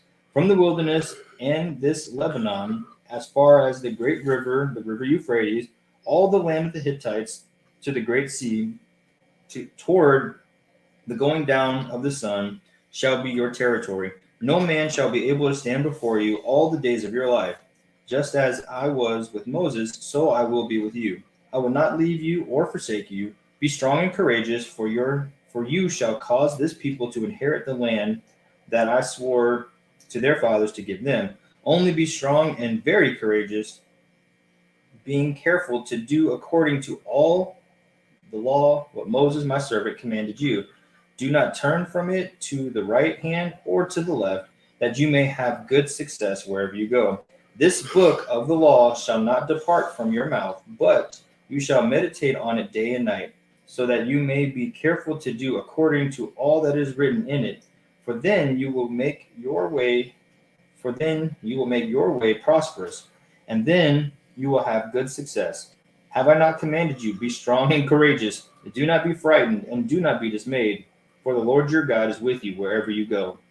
And Joshua commanded the officers of the people, pass through the midst of the camp and command the people, prepare your provisions, for within 3 days you are to pass over this Jordan to go in to take possession of the land that the Lord your God is giving you to possess. And to the Reubenites, the Gadites, the half tribe of Manasseh, Joshua said, remember the word that Moses, your servant of the Lord, commanded you, saying, the Lord your God is providing you a place of rest and will give you this land. Your wives, your little ones, and your livestock shall remain in the land that Moses gave you beyond the Jordan. But all the men of valor among you shall pass over armed before your brothers and shall help them, until the Lord gives rest to your brothers as he has to you. And they also take possession of the land that the Lord your God is giving them. Then you shall return to the land of your possession and shall possess it. the land that Moses, the servant of the Lord, gave you beyond the Jordan toward the sunrise. And they answered Joshua, all that you have commanded us we will do, and wherever you send us we will go. Just as we obeyed Moses in all things, so we will obey you. Only may the Lord your God be with you, as he was with Moses. Whoever rebels against your commandment and disobeys your words, whatever you command him, shall be put to death. Only be strong and courageous. So be strong and courageous might have been the theme of that chapter. I think so. I was about to say that. It's interesting too because it's such a strongly worded statement. Be strong and courageous. It's like, Joshua and Caleb were already in that category. So it's almost like, there's a book my mom was mentioning. It was like Soar with Your Strengths, and it was saying this is something you're already good at. So continue to do that. That's what puts you in this position in the first place, to be second in command, to take over that mantle, is because you've been strong and courageous. So keep doing it, keep doing it, keep doing it. Don't forget it. Don't let that aspect of who you are slip. Don't say, now that you have this mantle and you're leading all these people, don't get weak and get a soft heart. No, you continue to be strong and courageous because you have God backing you up. And if this is playing out as well, the way it's written, just never really paid attention to this before. But so he doesn't know Moshe's dead, because the father's having to come to Joshua and say, hey, by the way, my servants, peace passed on. And so can you imagine all the shock of, I've been the assistant the entire time. Right. Now, Joshua knows this. I'm sure they had conversation. This is going to happen. Mm-hmm. And so the father comes to him and says, by the way, my servant is dead, and you the man now. Right. And I think that's why we see here the father trying to build up Joshua's confidence by going, before you had Moshe, and I'll be honest with you, Moshe speaking face to face with God, that's awesome. That's pretty convenient that you're getting straight information. Right. You don't have to interpret a dream. You ain't got to, draw straws or what's the other thing they would do back then? Casting lots. Oh, casting lots. Didn't have to have another prophet come up and tell you what God has, thus says the Lord. Moshe had it pretty good, where as far as, he got direct confirmation from the Father himself, hey, go and do this. Now we do see what Joshua here does say that the Father is speaking to him, so that's a plus there. But again, I think it's one of those things where the Father is really just trying to shore him up and say, hey, by the way, buddy, you the man now, so be prepared. It's time. Now don't forget, I am with you. A little bit later, now don't forget I'm with you. A little bit later, be encouraged now, I'm with you. Mm-hmm. You can do this. Right. All right. So it is cool seeing the Father just, inserting himself into Joshua's life, saying, hey, by the way, I got you back. Yep. So you and all the people, let's roll. Yep, let's do it. So There's in the polyglot, the word that's used where it says it came to pass after the death of Moses. They have the death of the Greek, which they would have pulled from the Septuagint as the Greek 5054, but it's to finish, to complete. If you look at the root, it's to finish, to complete, to end, to discharge a debt, to pay, to perform. So he's saying, this is it. Moses did at that discretion he had there at the end, which didn't allow him to go in physically. But I think Moses did what God charged him to do, and now, okay, your mission here is complete. It's done. You're finished. Mm-hmm. So he's completed. And then the other one in Hebrew is muth, which also means to a place or state in the grave, hell. It's so Sheol. So he's at his rest in Sheol until the resurrection. I don't think he's disqualified from the kingdom.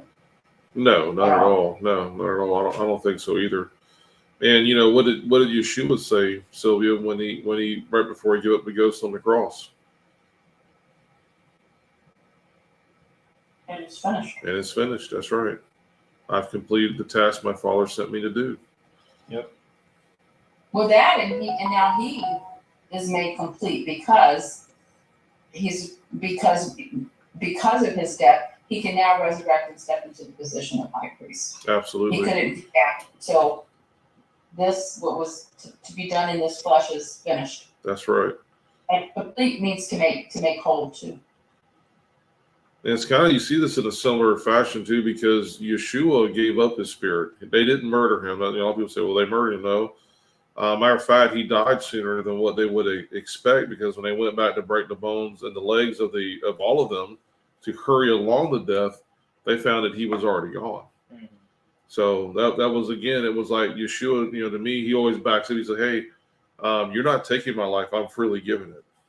So you will not murder me. I will give up my spirit when it's proper for me to do so. Right.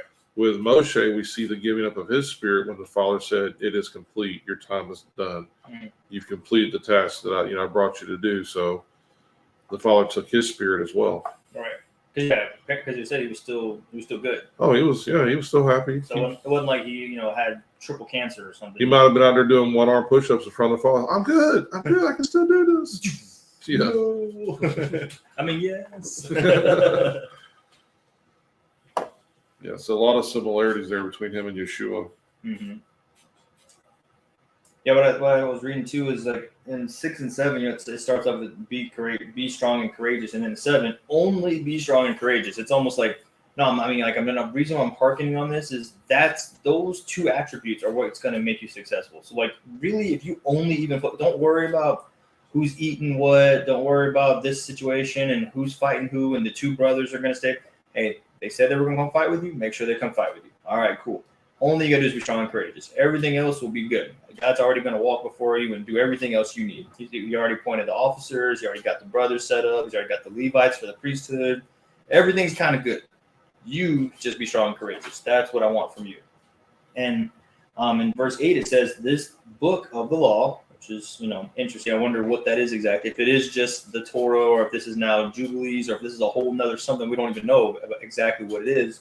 But it says, this book of law, meditate on it day and night, so that you may be careful to do according to all that is written in it. So, now that, we've had many conversations and debates just throughout our walk, but even more recently, of if it's saying do what's in it and nothing else, don't add or subtract, just do what that is asking. And if it does it ask you to do this, does it ask you to do that? I mean, we could go through the examples. Where does it say that you need to have a priest or an official go out and stand in the field and count how many barley sheaves are out there, or count how many moon cycles have shown up? It may be there, it may be a tool, it may be something positive or good, but are we commanded to do it? Joshua is here being told, do what's in here, and then you'll be good. Mm-hmm. So if you're doing more stuff, if you're adding to or making additions, not so good. If you're taking away, also not so good. So I love that God's giving him just a clear and easy, hey, I'm going to give you a book. Do what's in the confines of this book. Every time that you go to the left or the right, as I said earlier, that's where you're going to run into problems. Don't go left, don't go right, stay straight, right on this. And when you don't know, come to me, like Moses would come to me and ask the question. There when Kelsis the priest founded, when Josiah was king, that term, the Book of the Law and the Book of the Covenant, are used interchangeably. You've got the tablets that are inside the ark. Now, I don't know that the priests had access, that they were to open the ark and go in and out of it for the tablet stuff, except when they were instructed to put something in it. But this being hung on the side of the ark would have been something they could pick up and read, and would have been definitely contained the same thing. So, and remember, there's a Torah portion. I know Moses wasn't a king, but he's also a picture of Messiah coming, who was both prophet, priest, and king. Is that the kings are supposed to write their own copies of the Torah. So we know on the tablets that God wrote them with his own finger, both sets, the one that was broken and the ones after. But this says when Moses finished writing these words in a book, that he wrote it down too and put it on the side of the ark. Now, it's that word, a lot of the texts say as a witness against you. The word against is actually inserted. It's not in there. A witness can be for or against you. If you're doing it, it's not a witness against you. But if you're disobeying, then it is a witness against you. So, like I said, when Josiah was king, the Book of the Covenant, Book of the Law, it was used interchangeably. I think it was still containing those same things. Mm-hmm. Yeah, because then also he goes on and saying, the rest of that this book of the law, not to let it depart from your mouth, and you shall meditate on it day and night, that you may know how to do it, and so that you may know how to do the things that are written in it. Then you shall prosper and make your way prosperous, and then shall you be wise. So maybe it's an expounding, just like I think I might have shared last week, or maybe one in the other group. But that when you have the highest legislation coming down, the legislators meet in January, they make the laws, Yep. they send them down, but as they go throughout the nation to the peoples, each of the states, counties, cities have to, usually the states will prepare statutes. Now, this is how you practically implement this law in your everyday limit. So this might be those things that he's written down of kind of like the statutes, because he uses, so I gave you my laws, my statutes, my ordinances, the righteous judgments, the zeitz, and the righteous judgment. We don't see that until the guy's going out breaking Sabbath, and what does Moses do? I've got to go before Yah. He did not enact anything until he went before Yah first. Then Yah gave the judgment, just like a judge. You go before a judge, he makes a ruling, an order, a righteous judgment. This is going to happen, and that's what happened. Now they're wearing tzitzis, so we can kind of see how those things go down. So maybe these contain those things to expound on. Okay, yes, his law is inside, that covenant is in the ark. Here's how you're going to practically walk all of this stuff out. Want to listen to what I'm saying? You put those fringes on every day to remind you, so you don't forget. Because if you don't, you're not going to be prosperous. Your way's not going to be prosperous, and you're not going to be wise. Do what the Bible says. I do know there are movements and ministries, because I was part of one. And I really helped promote and push this until things started to line up for me, and I'll just show you the truth, that do teach the book of the law and the book of the covenant are two different things. But it really has to borrow from some of the traditions, in that they're two different things, because they'll teach the law was only given at Sinai, and they'll basically say it's the Levitical priesthood. Well, if you get rid of all of the priesthood, you get rid of Messiah then, because this is what he's actually doing in the true tabernacle, making atonement on our behalf. And that what we see playing out when he did give the structure of the Aaronic priesthood, I mean, there were still laws. The structure changed a bit, just like a statue can change how you walk these things out, just like the tzitzits, over time, but it doesn't change the law that's still on the books, that highest legislation. So you can't get rid of it. You can't have the law you can have the law without covenant, but it doesn't have the power to save you. But you cannot be in covenant if you're not walking in the instructions of the Almighty. You just can't. You have to have those two together if you're truly going to be in covenant. Amen. Yeah, one of the things I like that I see is, we read through 1 through 9, and this is, I love, and I also don't like the little headings, but the headings actually here make a lot of sense. Where 1 through 9 is God's commissioning Joshua. So I like that it's this kind of like origin story. All right, Joshua, Moses died. You got it. Okay, cool. Now this is what we're going to do. This is how we're going to do it. This is how I want you to assume the command. This is how I want you to walk this out. And then in 10 on, it says, my heading is Joshua assumes command. And then so now, when you read verse 10, it kind of changes the way this conversation's been going. Before it's, God talking to Joshua, and he's like kind of getting the marching orders. And then 10, he's now walking it out. He's like, and Joshua commanded the officers. So immediately, as soon as he gets done talking, God told him, be strong, courageous, read the law, do everything in it, handle your business. And then the first thing he says is, all right, he's going out. All you officers, let's go. You get your people ready. You got 3 days. Hey, you guys, make sure you come and fight. Don't forget this. He goes into like leader mode immediately. And I love to see that transition without any, he had to go off and pray for 5 days to make sure the Lord was really talking to him, and then had to go check with, get a second witness or whatever. He said, God told him to do it. He said, okay, and he started doing it immediately. And then right there at the end in 18, it says, whoever rebels against your commandment and disobeys your words, whatever you command him shall be put to death. Only be strong and courageous. So it's saying, hey, don't be soft-spoken. Whenever you're going to ask for stuff, you're not asking, you're telling. These are commands, like in the military. This isn't, well, if you like to, here's a suggestion. It's like, no, you're gonna do this because this is what we're gonna do.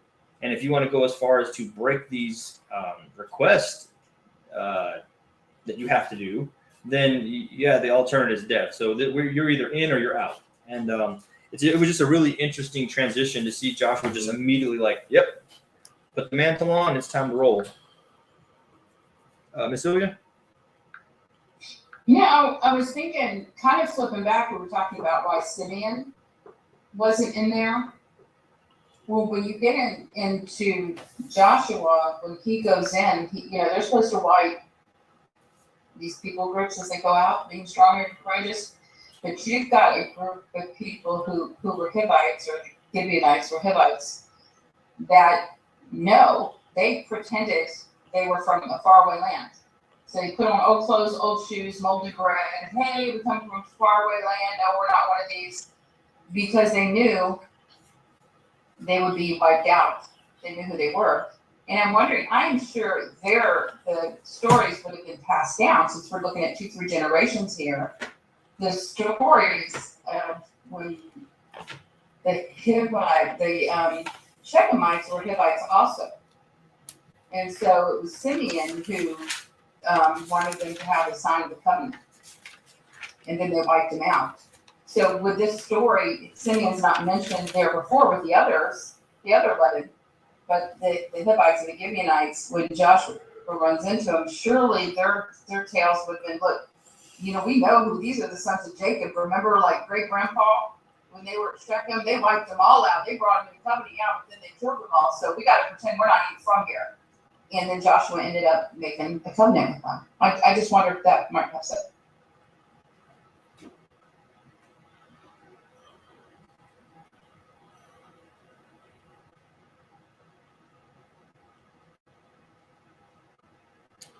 Very, very possible.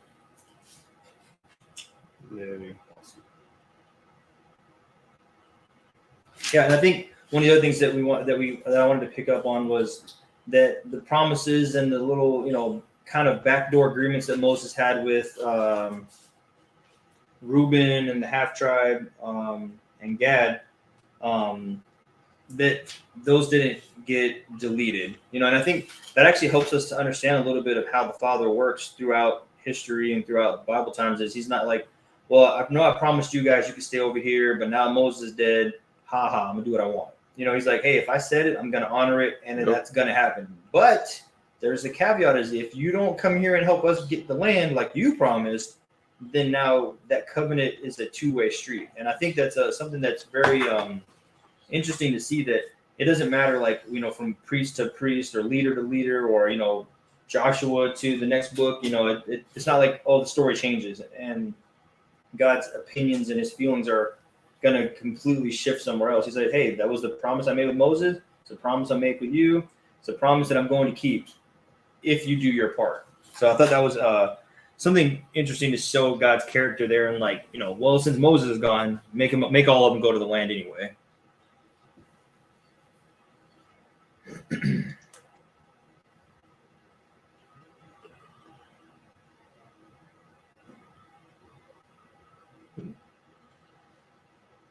All right, you guys ready for Acts? Acts. Don't act up. Who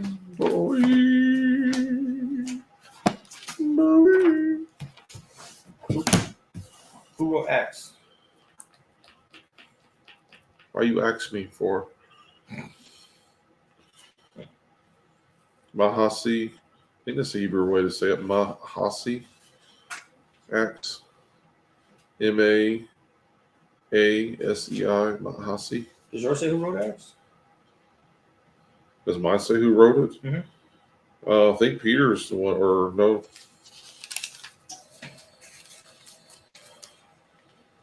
I've heard Luke. is what I've heard. Right. And he's writing to Theophilus. I think it's the same. Yeah, I think it's Lucas, aka Luke. What chapter are We are chapter 1. Oh. So we're going to be reading verses 1 through 14, I believe. Let me double check that, make sure. Yep. Acts chapter 1, 1 through 14. All right. It's your turn, bro. My turn again? Yeah. All right. I read Joshua. Didn't I, or did you read I did. Joshua? Sorry, Never mind, it's my turn. I got this. Okay, no, I I got got it. You didn't mess up. Let's read it in Hebrew. In Greek, you mean? Yeah. Okay, it says in Acts chapter 1, it says, the first account I made, O Theophilus, and all that Yeshua began both to do and to teach, until the day when he was taken up after giving instructions through the set-apart Spirit to the emissaries who he had chosen, to whom he also presented himself alive after his suffering by many infallible proofs, being seen by them for 40 days, speaking concerning the reign of Elohim. And meeting with them, he commanded them not to leave Jerusalem, but to wait for the promise of the Father, which you have heard from me. Because Johanan, aka John, truly immersed in water, but you shall be immersed in the set-apart Spirit not many days from now. So when they had come together, they asked him, saying, Master, would you at this time restore the reign to Israel? And he said to them, It is not for you to know times or seasons which the Father has put in his own authority. But you shall receive power when the set-apart Spirit has come upon you, and you shall be my witnesses in Jerusalem and in all Judea, Yehuda, and Shomron, and to all the ends of the earth. And having said this, while they were looking on, he was taken up, and a cloud hid him from their sight. And as they were gazing into the heavens, he went up. See, 2 men stood by them, dressed in white. There's those 2 guys again. Hey, why you at the tomb for? These ones aren't glittering, though. Yeah, these aren't. Well, we don't know. It just doesn't say they weren't glittering, but Right. It's probably the same. it's funny. This guy seems like he always sends the 2 as a witness. Mm-hmm. Not just one guy. There's this one guy over there. He looks shady, but I was an angel of the presence. My bad. So it says, and as they were verse 10, it says, and as they were gazing into the heaven, as he went up, see 2 men stood by them dressed in white, who also said, Men of Galilee, why do you stand looking up into the heavens? The same Yeshua who was taken up from you into the heaven shall come in the same way as you saw him go into the heaven. Then they went back to Jerusalem from the Mount of Olives, which is near Jerusalem, a Sabbath day's journey. And when they came in, they went up into the upper room where they were staying, both Kepha and Jacob and Johann and Andrei, Philip and Toma, Bartholomew, and Mattiyahu, Jacob, the son of Alphi, and Shimeon, the zealot, and Yehuda, the son of Jacob. And all these were continuing with one mind in prayer and supplication with the women and Miriam, the mother of Yeshua, and with his brothers. And in those days, I was 14. Yeah, okay, sorry. I was gonna keep on going, bro. Roll up. Yeah, man. So just real quick, a note on 14 where it says the mother of Jesus and his brothers. My Bible has a note down here that says, or brothers and sisters. In the New Testament usage, depending on the context, a plural Greek word Delphoi, translated brothers, may refer either to brothers or to brothers and sisters, also in verse 15. So very interesting because, like I said, we read through the Genesis account in 66 and it's always just like, and then Adam had like a couple boys. Right. And then, but you're like, when you go back and reread and understand, there's got to be way more than 2 boys because people kept getting produced, right? There was more people. 2 boys don't make more people. And also in here, we know that Jesus had brothers and sisters, but we only really hear about James and Jude and his half brothers. So I think this lends us to understand that there may have been more brothers and sisters that didn't make the official, numbering count.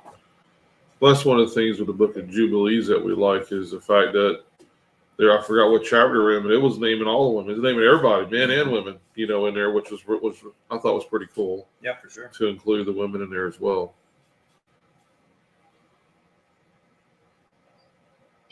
wonder if that, that's not in part due to, the woman being under the husband's authority or the father's authority because they're not married. Then in the women, you see certain women that are named even in the genealogy, and that's Ruth, who was a Moabite. So she actually stepped out from under the authority she was under, and she went under the authority of the Most High. The same thing with Rahab. She stepped out of that authority of Jericho and went unto the authority of the Most High. Mm-hmm. So if there's something to picture in that, so it's not that they're eliminating the women, but they're in that covering under that authority of their fathers and their husbands. Yeah, and for sure, And I was not implying that they were, eliminated or less than or not important. It's just interesting that I've personally never been told that, in this room here there was brothers and sisters. It was just, you just read it as, and Jesus' brothers. You're like, oh, okay, well that's the two that we know of, and then no one else. And so it's like almost like maybe we're missing more of the fullness of the picture when we don't always hear about the women. We think the stories are real small or real close knit. He's like, the whole family was there. Everybody was getting preached to. Everybody had an opportunity to share their story. So that's all I was getting at with that. Oh yeah. Oh no, I didn't think you were saying that. I'm just saying that maybe because there's some teachers that do there's some religions that kind of minimize women. Mm-hmm. But, just to mention maybe it was they were under their authority. But then it kind of struck me. I had looked up just checked out the meaning for Jerusalem, and it's teaching of peace. And it's Yirah Shalom. And Yirah that also is laying a foundation for cornerstone, founding a foundation. And Yeshua being that. And when he's saying, you shall be witnesses unto Jerusalem, witnesses unto the teaching of peace, is that what the teaching was hung on the side of the ark? It says will be a witness. Or not what they're using as well. I just kind of struck me there. Having just looked at the meeting of Jerusalem, teaching of peace, and then you'll be witnesses unto Jerusalem. What are they sharing? The word. Mm-hmm. Yeah, something else I want to throw in kind of before we dig any deeper into this is, so going back to Luke, because we're talking about, Luke being the potential writer for Acts. And in the beginning of Luke, this is the dedication to Theophilus. And then in the beginning of Acts, it says, in the first book, O Theophilus. So it's like, I wrote you Luke. Well, we call it Luke now. It's probably just written as Dear Theophilus. That's probably what it's called. Right. But, now we refer to this book of Luke. He's saying, well, that was the first book. Now this is the second book. So I think that's very interesting to say, because it says, he said, in the first book, I dealt with all that Jesus began to do and teach. But now in this book, we're going to see from his ascension forward. So it's almost like Luke split up Yeshua's life as the alive portion of it and then the post-resurrection portion of it. And this is the split between the two. And I thought that was very interesting, because the end of Luke, essentially is, and then, Jesus rose. And they're like, okay, cool, thumbs up. And now this one's like, okay, Jesus rose, and then here's the rest of the story. Here's how everything unfolded. Because the other Gospels, they all kind of stop at the same spot. And then Paul's letters are, to churches and all these different kind of individual situations. But Acts is the one that gives us that bridge, that gap of, okay, here's everything up to Jesus, and here's everything kind of after Jesus. And here's how these things unfolded. I think sometimes we forget to read it that way. We're just like, oh, this is another book. This is another book. This is another book. It's like, no, this is the part 2 of the story. This is Paul Harvey. All right. The rest of the story. I knew you had it in you. Oh, Harvey. And then, so what does the end of Acts end up doing? It ends up giving us all the background, the understanding of Paul. So that way, as we continue to read the New Testament, now we're learning all the stuff that Paul did. So it's almost like Luke is giving us the look back to everything in the Gospels, but then also hey, here comes Paul, and here's all the stuff that you're going to need to know about Paul. So as you just go read about Paul, you're going to understand his background, his testimony, what he did, how he got there, how they tried to kill him for going to Jerusalem to teach people about the law.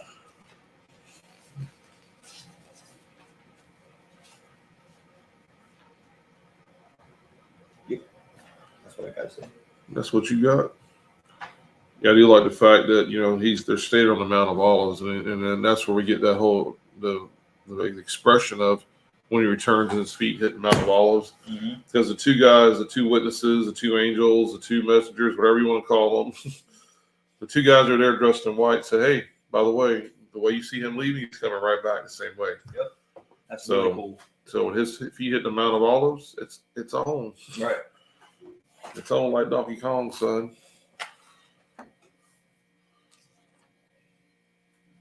Yeah, like I actually liked your version in verse 3. It was like the abundance of truth, all the proofs. The infallible. Mine says many proofs. You're like, okay, many proofs, that's okay, but infallible, like it's like no, it's impossible to think anything else. This was what it is. There's no other option. Well, it makes me think too that he must have been hidden for those 40 days, because if the rulers of that time had known he was still, kicking it, they would have probably tried to kill him again, or do something to disprove him, or to do something, Yeah. Which is possibly why they were outside the city. They Right. were at the mount. They said that they traveled a Sabbath day journey back to get to the city. Yep. So he's like, I'll meet you guys over there. Over there, yeah. I ain't going back in there. Kind of like Sukkot. Whenever you hear the one story of Yeshua at Sukkot, they're like, hey, where you at? Why aren't you here? He's like, well, I mean, I'm here, but I can't really go over there because they're gonna kill me. Every time he tries to do the feast and festival, they're trying to kill him. He has Passover. He got this little special one up in the corner of the house. He's like, everybody else is gonna have this grand Passover fun, and I got to do the little mini one up here with just the 12 of us, or 13. Yeah. Or not, yeah. Not only that, too, but think about all the people who would have within the city or the towns where they were blessed and healed by him. I mean, if you thought that, during those times it says, and the knowledge or the word spread throughout all of Judea of all the miracles and the signs he was doing, people being healed. And could you imagine all of a sudden all the people who witnessed him dying, seeing him get stuck in the side, seeing him beat half to death, all the things that had occurred at that time, and all of a sudden here he is walking down the street. Right. I mean, it would have just because the reason why I say that is because then they're already asking in verse 6. So it says when they had come together, they asked him, saying, Master, would you at this time restore the reign to Israel? Right. So if he went back into the main city, even if just as a witness, like, hey, I'm still alive. One, I don't think he wanted everybody touching him, because he hadn't ascended to the Father. Number 2 is they would have said, oh, now you're back to really take, if you died and came back, now you're here to take the reign, right? Yeah. So they're already asking him, hey, are you here to go ahead and kick, Rome out and take authority? And they could have assumed that was a second coming, because they wouldn't have known he had not yet arisen. Maybe he had already come down. Right. Yeah, that's a good point. So there's a lot there, and that's when he just basically tells me, he says, hey, it's not for you to know the times or the seasons which the Father has put in his own authority. Mm-hmm. So.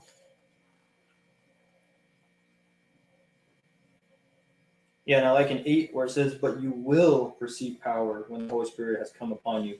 So there's like these, it's still kind of on this individual case-by-case scenario, but he's saying you will. So he's giving them the future tense. The reason I want you to, because, almost like I think we've gotten the vision of this story is like, hey, just wait around for 10 days. You'll see what's going to happen. Almost like it's a surprise. Yeah. Hey, man, you're not going to see it coming. It's going to be awesome. What is it? Don't worry about it. Where here's like, oh, no, you will receive power from the Holy Spirit. You're like, oh, so they clearly knew what was going to happen. So it wasn't like they were in the upper room there with the tongues of fire, and they were just like, whoa, what is this? They were like, this is what he was talking about. Because then it's confirmation. It's that second witness. He said it was going to happen, and it happened. So now this, when they go to test the spirits as they should, there's no need to test it. I mean, other than double, confirm, like, okay, right. Is it telling me to go kill somebody? Okay, obviously not from God. But Jesus said it was going to happen, and then it happened. And I think that helps us kind of justify and clean that story up a little bit, too, of so much of our modern Christian world wants to hyper-spiritualize things and turn it into something that really was just a clean, smooth process of, hey, I'm going to send you the Holy Spirit. I need you to stay for a little bit longer, and you're going to literally tell the world from this point forward everything that has happened thus far. I'm going to give you the ability to speak in all their languages. Right? This is going to be this open square, this open forum, where normally half the people will just ignore you because I don't know what you're saying. But now everybody's going to hear. And because he gave them that forewarning, I wonder how they were even like how they can prepare for that. You know, they were just like, I don't know what he told us to stay here. I mean, you know, did they all decide, hey, it's day 10. Should we go like prepare ourselves? Should we go get in the room all together? Why were they all together in the first place? You know what I mean? Like, what if there was like, hey, I'm getting breakfast down the road. You can pick up so and so. You go shop and we'll meet at 5. Like, they were already together. So it seemed like either the spirit had prompted them to be in that room, or they were truly preparing themselves and they were ready for what was coming. And I think that's one of the things I've been trying to pick up on is how often are we, when we know God's promising us something like the end times, right? Matthew 24. We know these things are happening. Are we just kind of like, well, we'll just wait for Jesus to come back and then we'll figure it all out? Or he'll set everything straight. And he's like, no, I asked you to do something. Like these guys, I asked you to stay in Jerusalem for 10 more days. And I want you to be ready on day 10. And then this is what's going to happen. And we read the same things. We're like, I mean, when God wants me to know, I'll know. You know, when the sky cracks open, then I'll figure it out. Well, I've been asking you to kind of get ready, to be prepared for this moment. You know, it wasn't like they were all out in the pig fields or something that day. They were like, I'm sure they woke up nice and early. They probably got their prayers out the way. They probably, you know, cleansed themselves and were like, whatever's coming, whatever's, you know, on the way, they were ready for it. That's it.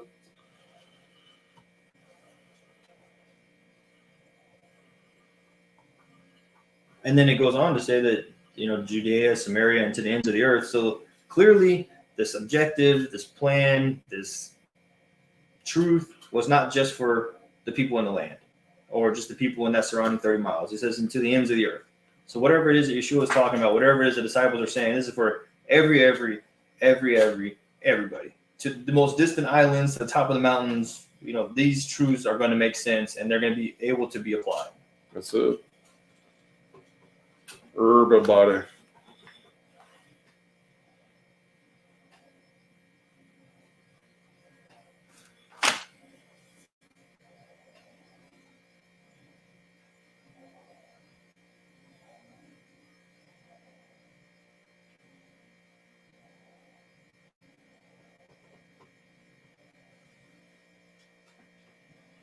What's interesting too about 7, it says, and he said to them, it is not for you to know times or seasons which the Father has put in his own authority. So it makes me wonder what talks about the seasons there, because, you know, we have the feast that happened during the seasonal part of the year. Mm. And a lot of us can attribute to Christ returning back during the Feast of Trumpets, the last trumpet. You know, if that's really what that is, then that makes me wonder if he's saying, hey, by the way, you're not even really going to know what feast time or what season that is, or I don't know. I mean, he's basically telling them, hey, don't be doing what everybody else has done since the time I left. Put a date on something. Right. You know. Yeah, I would say for sure. Like, we already have that again. Oh, yeah. People are already saying, hey, I'm not date setting, but there's this video. The second part just came out, so I might watch it. It's Messiah 2030. Mm. And the second one just came out. And I really couldn't even finish watching the first one because it was like a redundancy of math equations and how things add up. And it was like, okay, there's too much for my brain right now. But even that guy says he's not setting a date, but that all indications are showing Messiah returning back in 2030. So it seems like even from this time forward, him saying this, at some point, people have always been trying to say, oh, 88 reasons why Jesus is returning in 1988. You know, it's like we've been under this thing for the longest time of people trying to guess when he's coming back. Mm-hmm. And people actually going, oh, for sure, 100%. This day, get ready. We're getting raptured out of here. Sell everything, go stand in the field. Yeah, go stand in the field. Get rid of everything you got. Yeah, and I think in 6, because it's telling us what their question was. And that one of the cool things I like about this little portion is they are already in that kingdom mindset. Like this switch that flipped was like immediate. They're like, oh, wait, you died. We went to the grave, you weren't there, and now you're here. Okay, does that mean it's game time? Because you told us all the stuff to be looking for, to be prepared for. Matthew 24, these are the signs. It feels like wars and everybody, you know, all stuff's going on. Hey, are we ready? You know, they're amped up almost. They're like charged up. Is this the time we're going to come back to Israel and set everything straight and, you know, become the authority? He's like, even I don't know that, right? He's like, because he goes and tells him, only the Father knows when I'm coming back the second time. So this clearly isn't it, because I would be able to tell you because I'm here. Yeah. When I do come back, though, don't be stressing about it. Don't spend your time trying to figure that out. there's enough in this already that you need to be worried about. If you're focused on that, then now, yes, you're looking forward to the kingdom, but you're missing all of the preparation to get you there. You're missing the path that you need to be walking for when that does show up, you're prepared. If you're just only looking for the kingdom, you're not going to be prepared because you're not doing the daily walk that we're called to do. You're not, the field is ready for harvest, right? He said the laborers are few. So he's like, go be the laborers. In the meantime, go occupy, right? Go and continue to grow, extend the tent pegs. And I think he saw their heart. That's why he didn't rebuke them or say, you guys are stupid. Why are you asking me this question? He's like, hey, good job. You listened. I'm here. You're checking in on the kingdom. And they were like, hey, are you back? Is this it? And he was like, no, this ain't it. But let me tell you what's coming. I am sending you the Spirit, and then you will be ready. And I want you to keep being ready and go teach this stuff to everybody. That's right. Miss Sylvia? I forget where the verse is or what it is when he's talking about how that day will come like a thief in the night. It's going to catch so many off guard. He said, but I have not left you. You're not in the dark. Right. He's a know the day or the hour, but he did tell us, but you know the season, so that it's not going to catch you off guard. Because we have all of those prophetic pictures in the feast itself. And then Jeremiah is saying he will bring us into the Passover. You know, when it would seem feasible that we could pick up during that season that he left, which was around Passover and Shavuot. Mm-hmm. And when he said this, you know, I'm not drinking this again until I drink it with you in the kingdom. So is this the actual feast that he's taking us into? I know we've always been taught, you know, this is Sukkot, but, you know, Jeremiah's saying, look, he's going to bring us into the Passover. Then we have that piece there, the inauguration of the new covenant, and then the renewing at Shavuot, and then going into Sukkot. And then even also in Daniel's prophecies, when it says that for the 42 months, it says for a time, times, and half a time. Well, that word time, times is moed. Mm-hmm. So we're looking at, you know, 3.5 feast seasons. Mm-hmm. Just No, I really like that. As you were saying that, I was just kind of considering an idea. This is completely a Jonathan thought, nothing in the Bible that I can prove any of this. But if it is a Passover type event, that would be saying, you know, my calendar runs off of Passover to Sukkot, you know, God's calendar. There's days in the year after and before that, but my stuff that I call important is from Passover to Sukkot. So if that being the case, if we do, Yeshua comes back, we have Passover. It's kind of like that reunion meal kind of deal. And then, you know, the time that we are caught up, the time that we're, you know, pulled aside, the rest of the earth is going through all the nonsense that's happening. And then we all do return for that Sukkot where he's tabernacling again. So I wonder if we are like, we get to have a whole feast season with the Father, or, you know, with Yeshua. Again, I don't know how that would even look or how that would work. And can you be caught up for 7 months? I have no idea. But it would be interesting for it to be a full, clean season of feast days. And we start off with Passover and saying, now you're going to do the rest of this with me forever. well, if you think about it, you know, we have the feast, but he gives this also. If you can't keep the first Passover because you've been exposed to a dead body, or you're on a faraway journey, you can keep the second Passover. Well, could the picture on that be of this is number one, we're in bodies that are subject to death. These bodies will see death unless we're here when he returns and he changes it, but these bodies won't be the ones that will go. And we're sojourners in a strange land. We're not in the kingdom yet. We are on a faraway journey. That it's not being kept in full with all of the sacrifices and stuff that go with it. Because so could that be the prophetic picture in that second Passover? The first one being like what you know, kicks off going into the Exodus. And then, but then also that second Exodus actually being the first resurrection, that's a fulfillment of that second Passover. Something I contemplate often. Mm-hmm. That is interesting, especially in the line of thought of, you know, you did, maybe you missed it, but it's like, hey, for you guys, that's why there's all these people outside the camp that still have this like opportunity. So, he didn't just judge the whole world and everybody's dead. So it's like, hey, you still have an opportunity to make it to this second Passover. The story doesn't end with Yeshua coming back. The story continues for 1,000 years. So yeah, I mean, it does seem like there's a possibility where you didn't make the big, great, awesome party, but you're not left out. And even for, we get that example, and I'm not using this very lightly, but like in the Left Behind series of like, after the people are raptured, then there's like the few people that were like, I did know, I just didn't believe. But now that it's been apparently obvious in my eyeballs, the part that I know, I now believe, so I'm going to start doing it. And granted, I missed it, but if I start over with the second one, I can keep the rest of this and say, hey, God, my bad for messing this up. But, from this day forward, I'm going to live for you, and I'm going to spend this time of traveling or doing whatever it is that I need to do to make sure that I honor you, get the reins and all that kind of stuff. It's a very, very interesting thought. So really, we know it's not the rapture. We have a better understanding. Correct. And the doctrine in it may be a little twisted, but it's not that far-fetched from the truth. It's the first resurrection, that it's those believers going in that first resurrection. It's not a rapture. It is the first resurrection. And those left behind, there will be the survivors of the day of the Lord.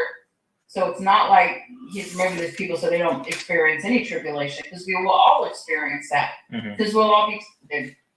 But for that wrath that gets poured out, there are a handful of survivors. So the story does have, I think, more truth in it than I used to give them credit for, even though the narrative and the understanding is a bit twisted. It really is. Yeah. I've been forcing myself to open up to a few more thoughts and ideas, and even just like some of the pictures, I kind of treat them more closer to like parable style. Okay, this maybe helps me to understand what it would look like. Not that that's the actual factual, theological correct, way to look at it, but an interesting way to put ourselves in that scenario is like, man, if we did miss it, maybe we didn't miss it all the way, but we had the knowledge, we just didn't have the belief. I think there's going to be a lot of people in that category. Like, they've heard it all their life. They just never did anything with it. And now once they see it unfold, they're like, yep, that's it. No, I know exactly what to do. My mom has a Bible underneath the mattress right now. I'm going to go find it.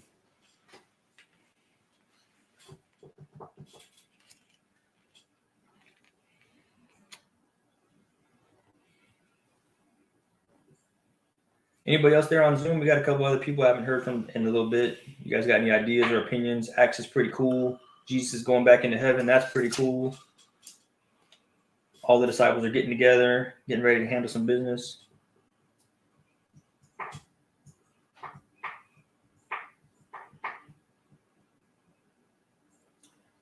I do think it's interesting that the two people that showed up they showed up as men. That at least from the perspective of Luke, he's like, two men showed up. He didn't say two angels or two flying 6-winged beast things, So he says the angels can appear like men. So from Luke's perspective, it was two men showed up.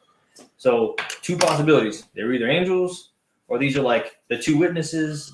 Like the first, they see the two people show up at the transfiguration, two people show up here, the two people show up there. So like you said, it is this constant state of two that the disciples are sent out 2 by 2. So there seems to be a model that the Father's following, even with the 24 priestly orders. It seems like there's always like two. There's like the primary and the secondary, or the two primaries, but there's always like a witness. There's always that second person there. So I think there's something interesting to kind of look in there as well. Yeah, that's the first thought that came to my mind. All the two witnesses, and then the two witnesses that appeared before he returns, and they're telling him, the way you saw him leave, the way you're going to see him coming back, and we're going to be here. Yeah, they'll be ushering it in literally, and they're going to try to kill him because hey, Jesus coming back. We promise. I mean, it's you thought it was close before. If we're talking to you, it's real close. Yeah. If you hear my voice, it's game time.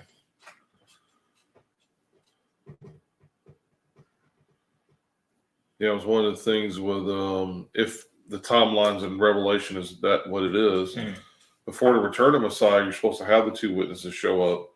So with everyone trying to not set dates, but not really set dates, so that the one guy's teaching on the Messiah 2030.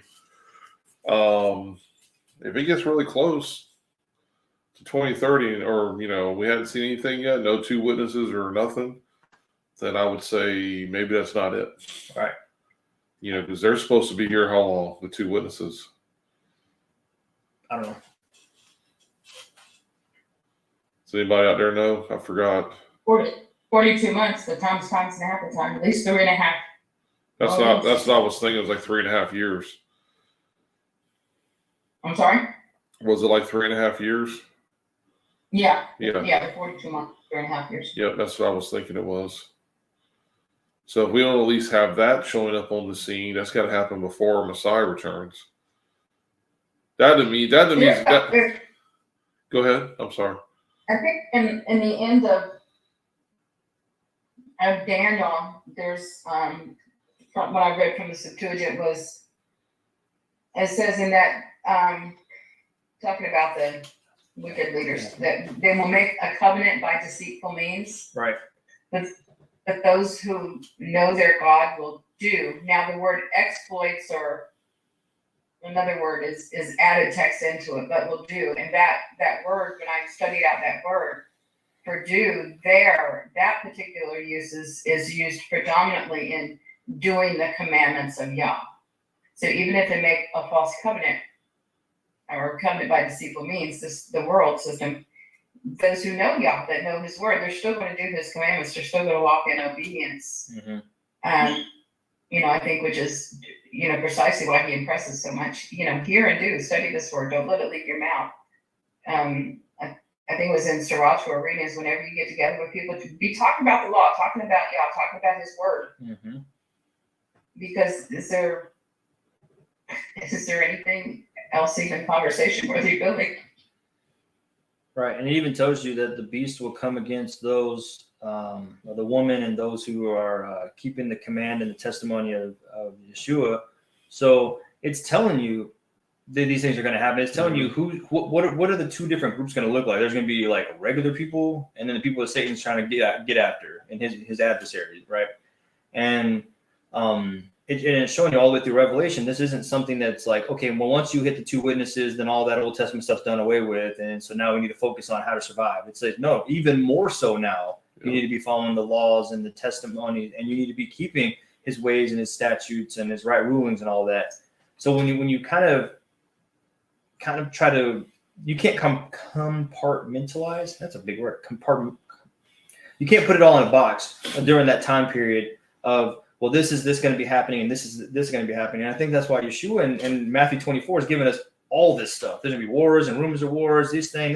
Daniel's talking about a covenant of peace. It's going to break in 3.5 years. There's the wrath of Satan, then there's the wrath of God. And there's going to be, all of a sudden you're going to see a flip and like, oh, things were bad, but kind of not really. And then God's going to show up and be like, kaboom, things are actually getting handled. And then, like I said, you're going to see two witnesses. It's like almost like there's no way that if you really, really, truly know that you're going to be completely deceived. I think the world has said in the last couple of years, be careful. The mark of the beast could be anything. You could get it accidentally, and it seems like that's not the case. Right. And it seems that has to be like a willing acceptance, which means you have departed from what you know to be true and have willingly accepted the lie or willingly accepted the truth the world is offering. And so that time period, it seems like even more so do we need to be on our P's and Q's and really focused on God said this. God never asked me to count this way. He never asked me to read that thing. He never asked me to walk this walk. He said, do these things and do them this way. And then anything outside of that, like with Joshua, don't go to the left or to the right. Read it, meditate it, and then stay on the straight. Everything else is just distractions to keeping you from where you need to be. Yeah, and if they do not speak to the testimony and the law, there is no light in them. Yeah. So that how do I say that? That puts a lot of people in a tough situation, because when you have both of those combined, it's saying these two have to be in unison. So you have people saying do the law but don't do the Jesus, they're not on the right side. And you have people say do the Jesus but don't do the law, they're also on the wrong side. So it's saying these two have to be in unison, and the people who are doing these in unison are going to be in the right camp and are going to be held to that highest standard.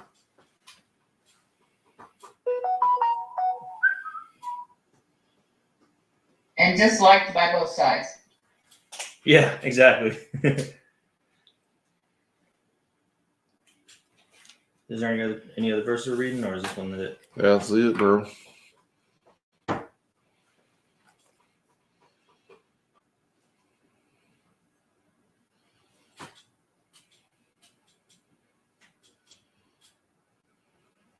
Well, do we have any additional thoughts or ideas? Any last words? Any fun comments or statements? Yep.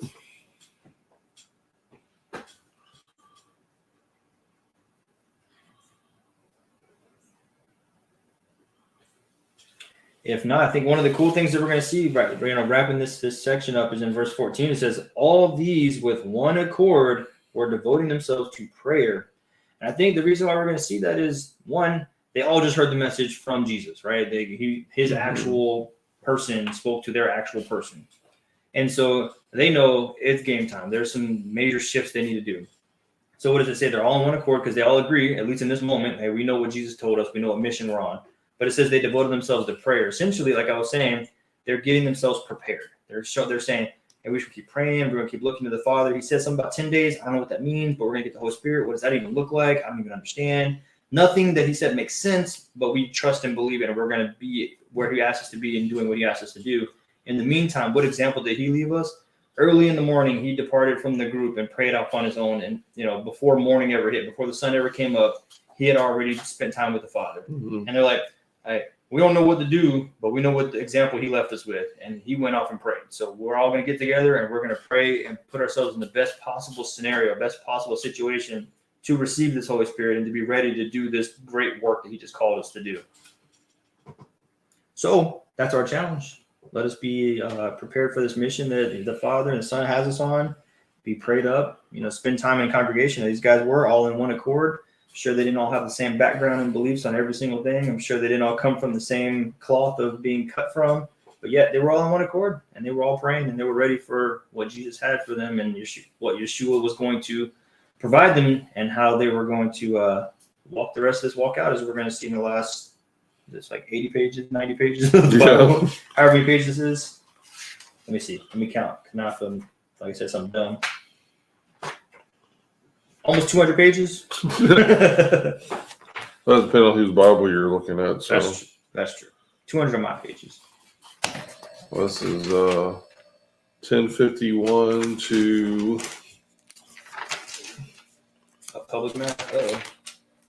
1051 to 1217. Okay. So a little less than 200. Yeah. Some more pages. Some more pages. Yeah. My pages are big though, so got the old man eyes. Oh yeah. I got the large print too for reading. All right, guys. Thank you for joining us for this Torah study today. Going through all the scriptures together, and just thank you, Abba, for your Holy Spirit. Thank you for just revealing your word to us and just learning something new every time we come together as family. Every time we open up your word, we know that is alive and active. And Father, for those who have the set apart spirit, to continue to grow in their daily walk, grow together in fellowship, grow together in true unity. And Father, may your word always be a light unto our feet, unto our paths, Father, that you set before us. And Lord, may we be the individual candles set up on the hillside, Father, that we may be the light unto not only the nations, but most importantly to the people that are closest to us in our lives, our family, our friends, fellow believers, the stranger at Food Lion. Let us be that light, Father, of your Messiah. We thank you. We love you for this time. We thank you for the season of Sukkot that's coming up, Father. We thank you for Yom Kippur that we were getting ready to celebrate here on the 29th, and we thank you for the atonement, Father, that you gave us through your Son, our Messiah, our returning King, that is in his priestly duties right now within the heavenly realms, and just taking care of business on our behalf. We thank you for all that, Father, for the feasts, the festivals, the times, all of it, all that you set up as a timekeeper and as a witness to your word and of what you're going to do, because what you say you're going to do, Father, you are faithful to see it to the end. Thank you for what you've begun in all of our lives and what you're going to complete. In Yeshua's name we pray. Amen. Amen. Amen. Shabbat shalom, everybody. Shalom, shalom. Hey, that was our line reference. Trying to figure out what all the lines are about. Food line. There you go.